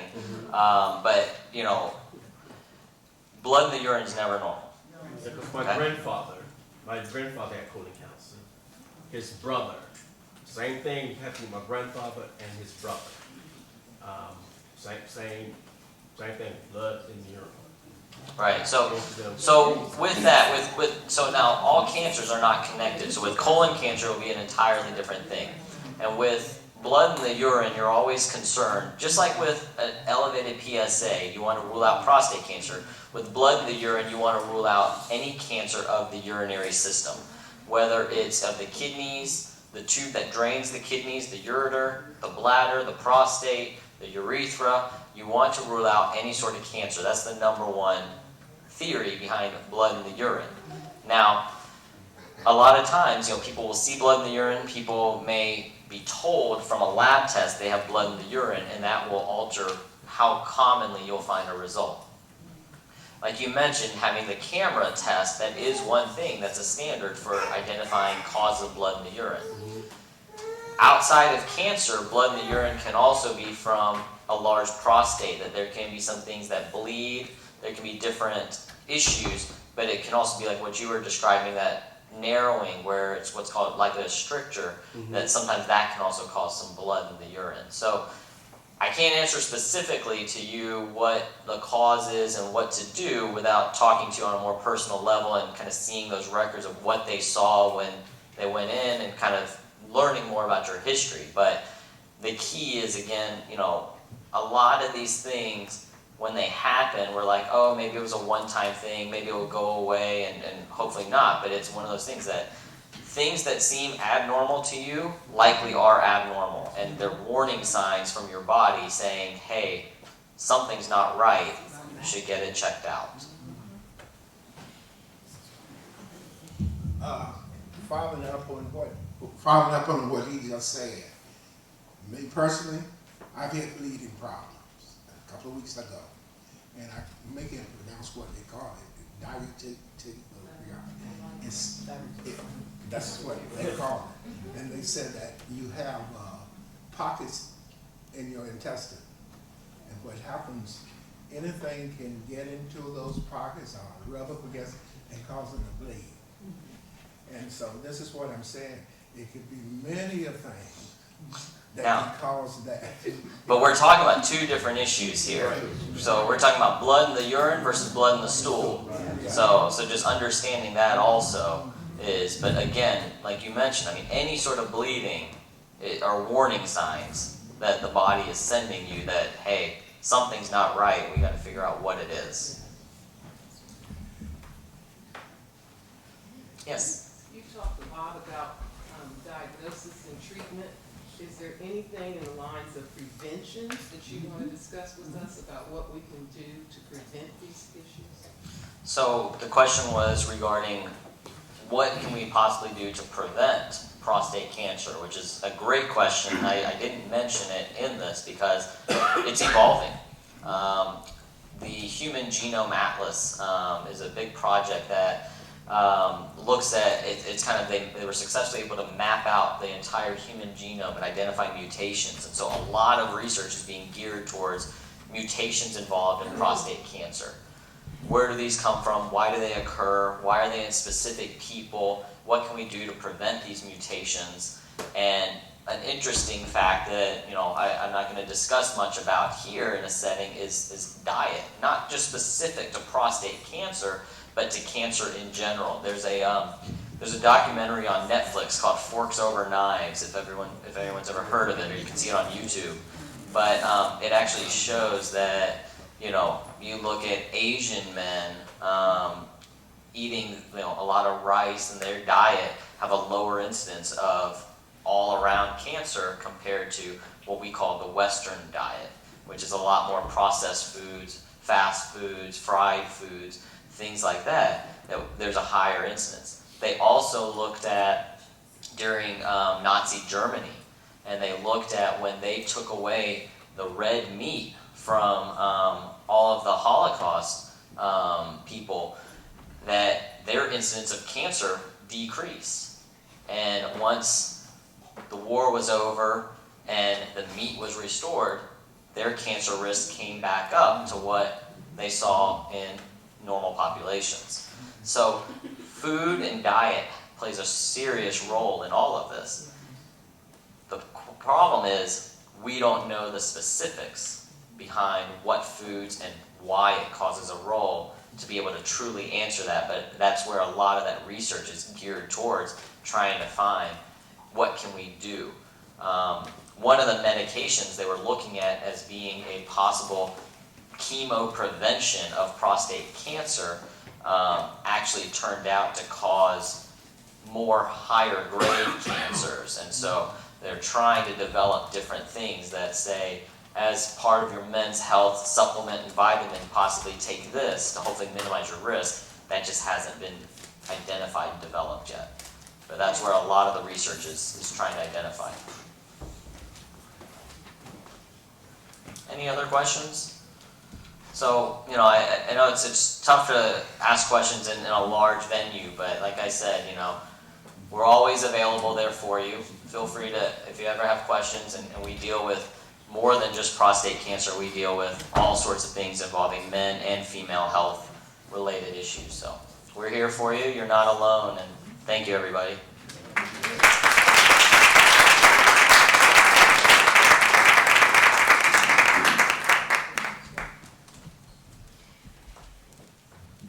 If we could just give the doctor another round of applause.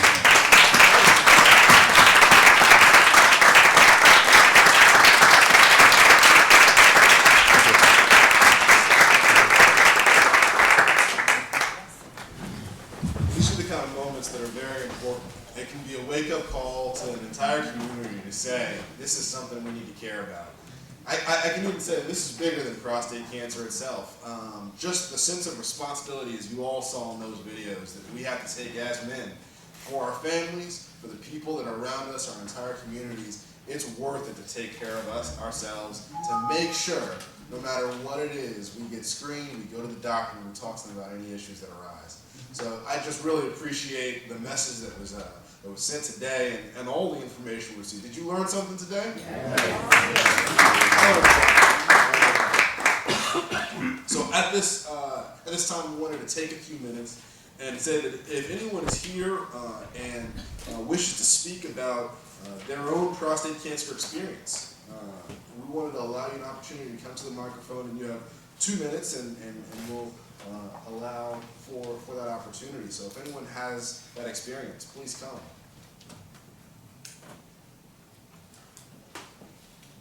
All right. I think we don't have anyone. That's a good thing. Can I say something? Yes. Yes. I work with Dr. Gandhi at Potomac Urology, and I know this is a lot to take in at one event. We do have a Facebook page, and we do push a lot of education and reminders.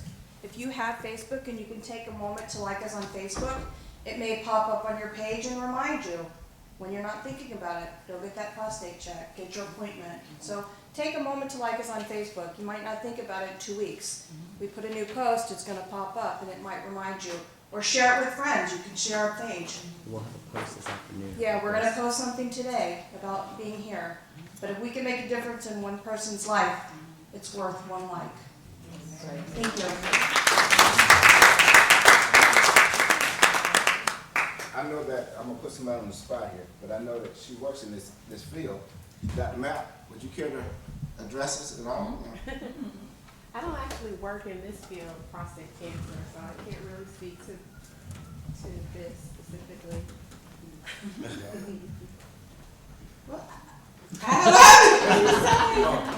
No, I really enjoyed the experience, and thank you so much for sharing. I learned a lot myself. I do have a doctorate in molecular biology, and my focus was in breast cancer research, so I guess that's what he's referring to. But I learned a lot myself from my husband and for the men in my family, so thank you for sharing. A lot of the research about breast cancer is actually being incorporated into research of prostate cancer, because the way to view it is as a prostate only affects the man, you know, and the breast affects the woman. they're similar. And so a lot of the genetics, there's been a lot of research into breast cancer, and a lot of the genetics behind that we're using towards identifying things revolving around prostate cancer. So they do go hand in hand based off of that.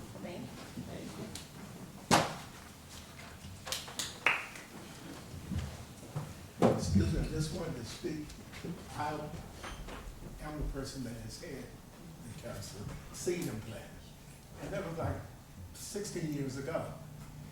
And I'm gonna be frank with you, it was nothing bad to take.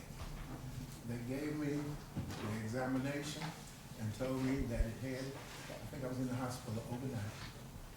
Next day, they took it off, and that's been 16 years ago. Yeah. And I feel good. And like he was speaking about, since that time, they gave me a medicine that would keep my urine system open.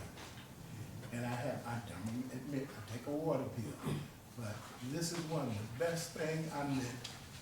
I have no problem. The water looks just like it come out. and man, we got to just get up and go. And it's nothing to it. Go to the doctor.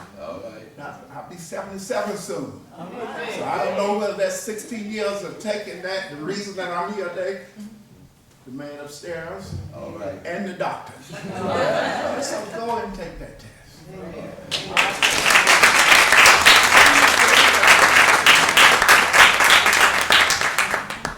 It's a powerful message. And something from what everyone is saying is be practical. If you're not going to remember 2 weeks from now, set a reminder, like the Facebook page, talk to people even today that you know about this, because it shouldn't just be for the people that are here. Just like when we're in this house on Sunday morning and you hear the word, and it's not expected that it's only for you. You're expected to go out Monday through Friday and live that word and share it with those that are around us. We've learned something as well here today, and we can use it and share it with the people that are in our lives. All right, so we are going to move forward, and Brother William Arrington will come now to discuss the completion of the pre- and post-lecture questionnaire. So it's going to be something that's inside your little booklets, and so if Brother Arrington can come. Good afternoon. Good afternoon. This is pertaining to taking the questionnaire and filling it out. And it says, upon arriving, you were given a pre-lecture questionnaire to fill out. The forms are only used to show the knowledge of what you understand about prostate. It also tells you, it asks you to participate in completing the pre-lecture question and return it to the sisters in order for them to understand more about the individual. It also states that at the end of this particular, all these things that you fill out, turn it back in, and then in June, I think it's May, well, it's in June, they will come back and give you a report on what was taken and what was important about this. This is what it's like.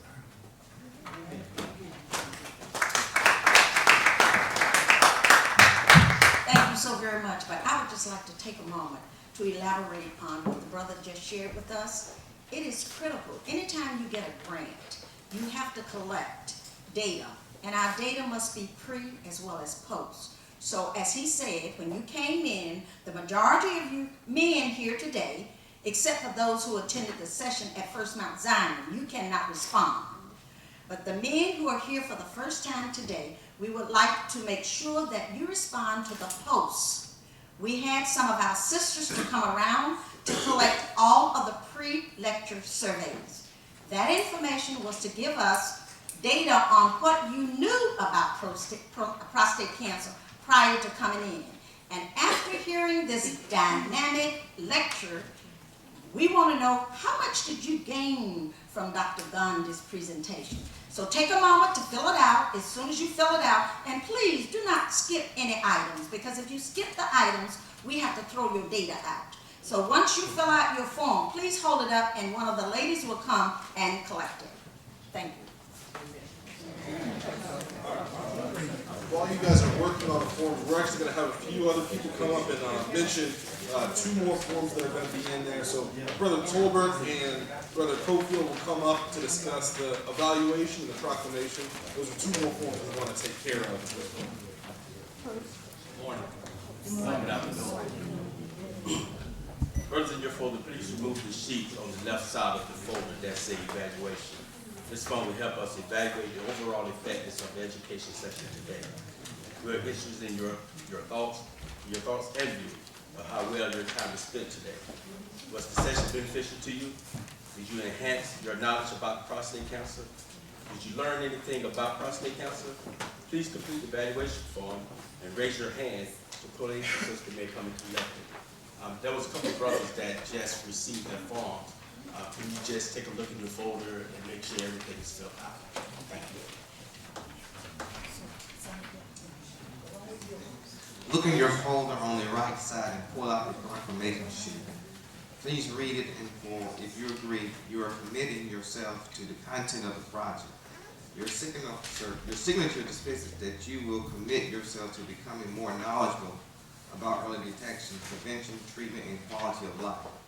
Further, you will see a physician and urologist as soon as possible for your prostate screening. A list of suggested certified doctors are included in your folder for your consideration. Please sign the bottom portion of the proclamation if you do not have any questions. If you do have a question, please raise your hand. When you have completed the form, raise your hand and a coalition sister will come to collect it.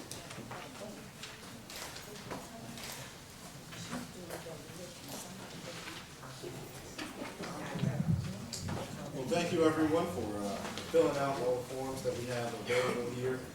Please just let us know if there's any questions or if you have anything pending. We're going to move forward in the program, and we're going to ask Dr. Alice Howard to come up for the special presentations and raffle. She is the Executive Director of the Prostate Cancer Grant and Executive Team. So she will make some presentations and raffles. Okay, have you all enjoyed the presentation today? Let me just share with you that this is my second time hearing Dr. Gandhi, and I was hoping and praying that he would go to all 12 churches with us. And I was so happy today when he showed up because Dr. Gandhi, we just love you. Thank you. You just have so much information to share with our audience. Not only is it a learning experience for the men, it is a learning experience for the women also. And ladies, you know how much we love our husbands? And stay on top of them. Because my husband says to me, I am tired of you nagging me. I said, you know what? Stand up, honey. I said, I am very sorry. I'm sorry you feel that way, but today you are going to the doctor. And thank God he has gone to the doctor, and the doctor has blessed me to have my husband for so many years. And let me just share something with you that many of you do not know. I'm from a very small family from Charlotte, North Carolina. I have 24 brothers and sisters. And my mom and dad kept things so secretive from us. I didn't even know when she was ready to go to the hospital to have the next baby. But my mom and dad never talked to us about prostate cancer and all of the different diseases that my relatives have and had. And I wish I had known when I was being rearing about what I have learned from hearing from Dr. Gandhi at First Mount Zion, as well as here about prostate cancer. Because my father had prostate cancer. Several of my brothers died from prostate cancer. And when I found out what happened to them, that's when I decided that I was going to continue to research and find out what could I do, or what could this organization do to to help educate black women on breast cancer and educate black men on prostate cancer.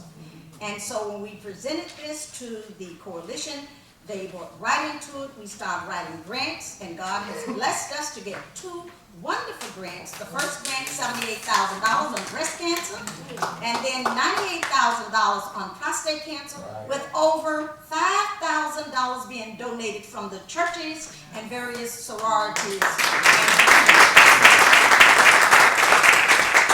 So that is what we are all about, advocating on behalf of women of color, girls, and our families. So at this time, I have some good part of the program to do. Not that Dr. Gandhi wasn't good, but I do like this. So the first thing I want to talk about is I need 4 ladies up here. We have 4 pieces of information we're going to share with you. This newsletter is the result of the first workshop that we did at First Mount Zion. We will be using this information today as well as the information next Saturday at Greater New Life Fellowship Church to utilize some of the information we have gained today on the buses in Prince William County. So we'll talk to you, Pastor Sneed, a little later about that. But we want to give everyone here one of the newsletters. So ladies, take a stack and start giving. We also want you to get one of our calendars. The calendar for the year depicts who we are all about, what we are all about, and all of the churches. Now, what I need you to promise me is that if you had a friend that did not come today that you know need to hear this information, the calendar is in the back of the book for all 12 churches. Bring a friend next Saturday down at Greater New Life Fellowship Churches, right down near the entrance of Quantico, like you're going to get ready to go on 95. So take one of those. Also, thanks to Dr. Gandhi's office, and ladies, we need more of these, because if we share them in one church, we have to share them in every church. I've got plenty for you. Super. See me before you leave. We're going to give each of you one of these cards. So please give this information out at this time. It's very, very important. Do you have them? They're already in our packet. Everyone will get a packet. But we did not have these when some people came in. I brought them when I'm sorry, I gave them. The girls have them now. Right.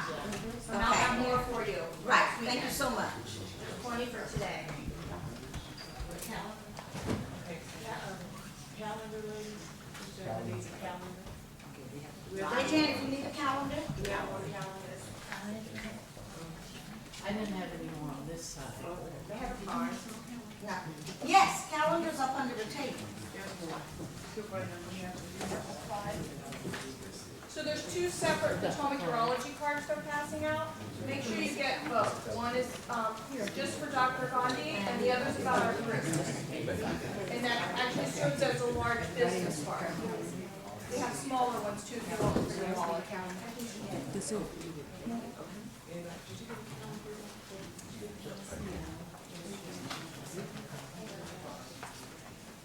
If you did not get a calendar, or if you did not get a newsletter, please let us know. And ladies, all the extras, please put back up here for the next church.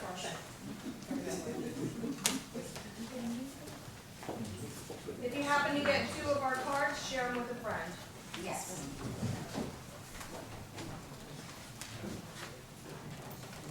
Okay, we're going to move right on. I'm asking Pastor Sneed to please come forward.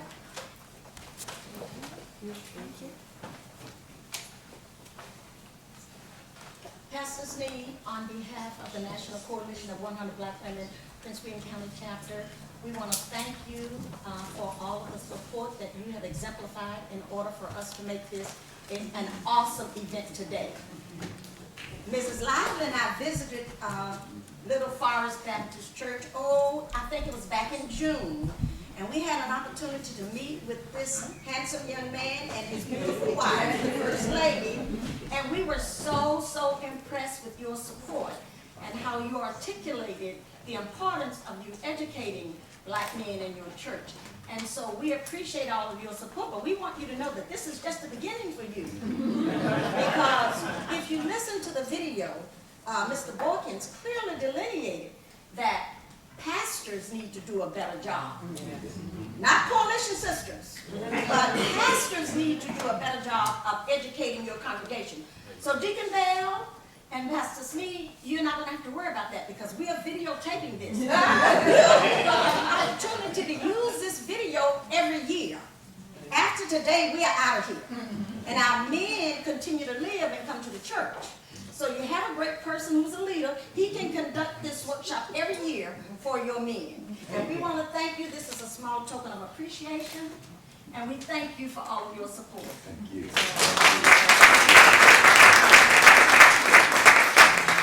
And the next person that we want to give a little token of appreciation to is Deacon David Bell. Please come forward. Now, Pastor, I have to tell you that Brother Bell and his wife, they are friends of ours. And Jean is a Delta like Alice is a Delta. And also Teresa is a Delta. And several other sisters are Delta. So we know Brother Bell, and he couldn't get my thing with me because I called my niece and said, what is that number again? But anyway, one of the things that we have to give accolades to those people who have started with us in August. I will say to you that you're fortunate to have Deacon Bell because Deacon Bell has not missed a beat. He has been to every meeting we have had at First Mount Zion. There was one meeting he told me that you all were having revival. I said, revival after the meeting. I said, because this church needs to know what's going on. And so because he was so dedicated, we want to give you, and this is not for your wife, we want to give you a watch. And it is blue, representing prostate cancer. And we love you and thank you for all of your leadership. And when I call Jean to say, is your husband doing the workshop next year? I know the answer will be yes.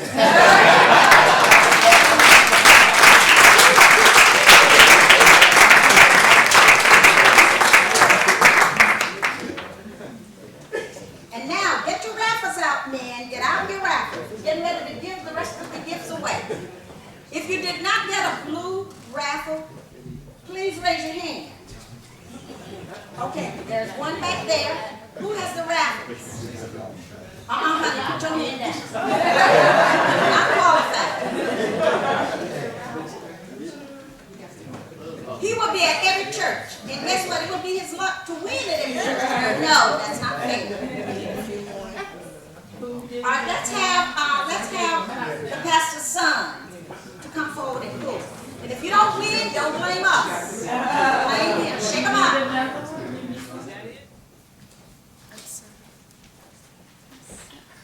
The winner is 766-8601. Put your glasses on. 766-8601.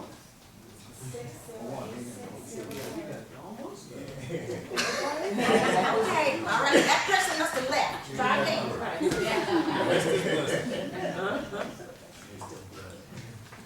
766-8579.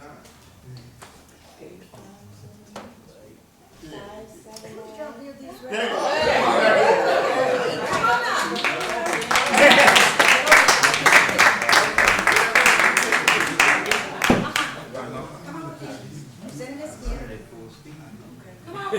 Rusty, Dickinson, please come up here. Okay, give it to you.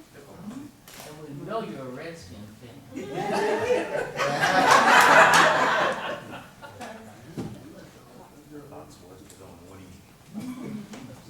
766, I think all of them are going to be 766. 8596. I can't take that.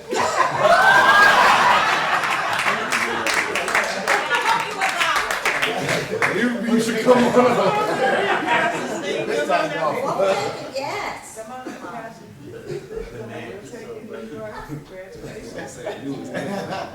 Oh, okay, all right. Show your pride. Yeah, show the prize.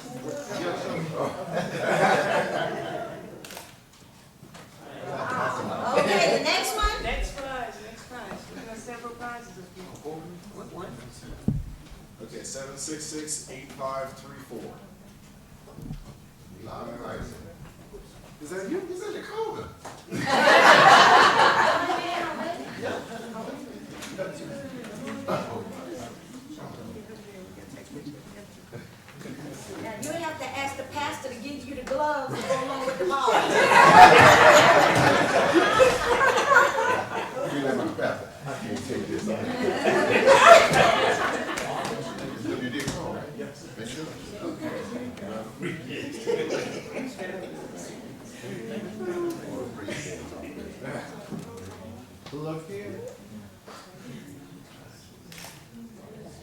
Yes.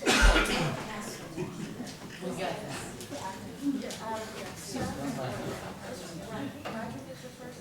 It's 766-8595. Here he comes.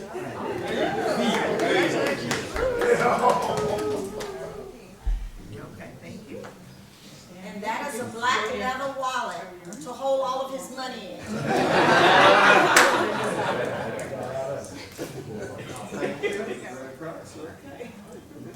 And this is another watch. 766-8600. All right.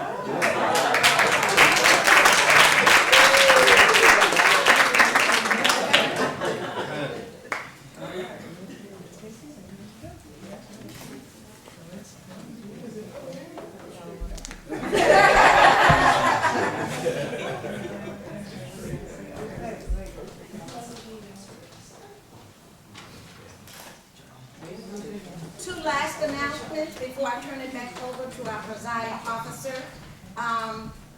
Dr. Gandhi, Centera staff, pastor, and men, please do not leave before we get a group picture for our website. And also all of my coalition sisters, please stand. I want to thank you for coming, and please do not leave until we get a picture of you. All the coalition sisters, please stand.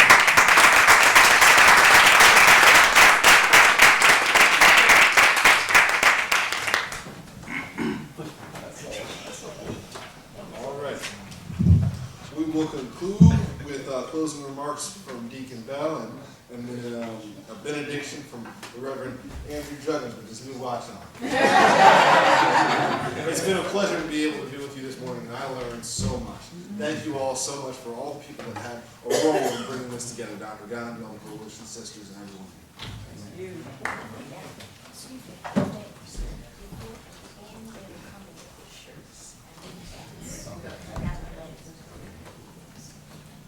Also, gentlemen, before you depart, please come by and get your hat and your t-shirts. Free t-shirts, doesn't cost you anything.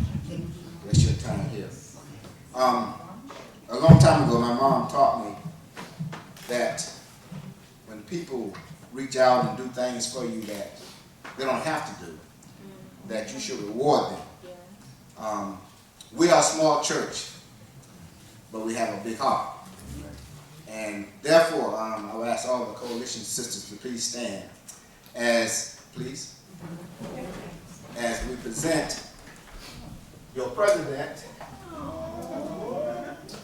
with some flowers from Little Forest Baptist Church.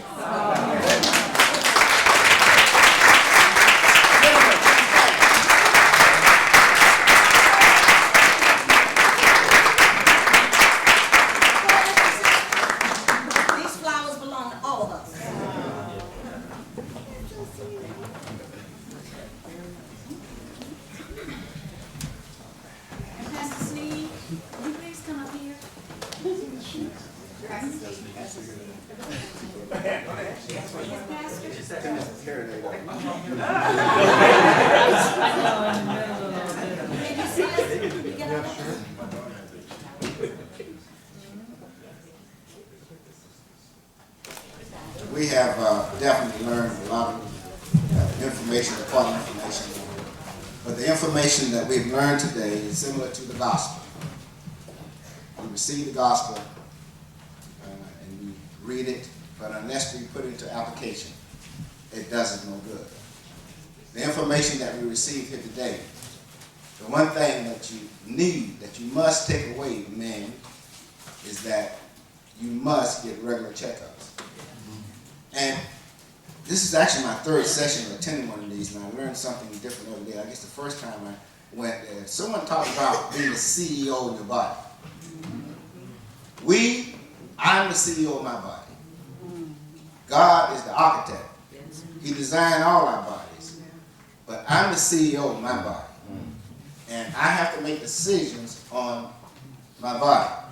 Now, there's a team. We have doctors on our team. We have urologists on our team. But we have to make the decision to get up and go to the doctor. And then there's other decisions once the doctor gives you information. Dr. Gandhi mentioned something about your physicians, your physicians that you go get your physicals from. A lot of them are not, even in the military, they're not doing the physical exam. They're not doing that anymore. A lot of doctors are not. And one physician put it this way, he said, if, as a CEO of your body, if you're not getting the PSA count, if you're not getting that, if you don't know it, and if you're not getting the physical exam, you need to fire your doctor. You need to fire your doctor, as this could be detrimental, especially as African American men. Once was said 2.5, anything above 2.5 is dangerous ground for an African American. I don't know whether Dr. Gandhi presents that position, but what he clearly painted was a picture that it requires a series of things, not just one thing, but a series of individual things that we must do. But one thing, two things you must do. You must have the physical exam as well as your PSA. So we want to make sure that we take this back to our various churches. We have more than one church represented here today. Please take it back to your churches. I'm sure if you need to get a copy of the video, I'm sure Dr. Howard and the Coalition Sisters will allow us to share that information, probably on the website, I would imagine. But we thank you so much for coming. Amen. And Dr. Gandhi, what an awesome presentation. Thank you and your staff.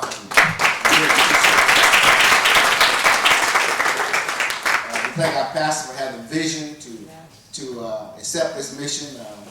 We're going through things right now with our church. We have the top 10 list that we pray for. And he went over those top 10 lists. And most of those things we had as a church, top 10 prayer lists. Most of those things were inward focused. And one of the things he wanted us to do, he said we must be more outward focused. And this is one of the first things that we've had that's outward focused. It's not just for the Little Forest family. This is for the whole entire community. So it's upon you as individuals now to share this information, market it. You are the marketing tool that must be used to get the information out of these four walls and to individuals, that we can ensure that we have healthy men and make right decisions about our bodies. Thank you so much for coming. We appreciate it. Thank you, Dr. Howard, for all your support. And I call Dr. Howard the General. So we got a Sergeant Major over here. Sergeant Major Cofield, Deacon Cofield, stand up. Meet General Howard. God bless you.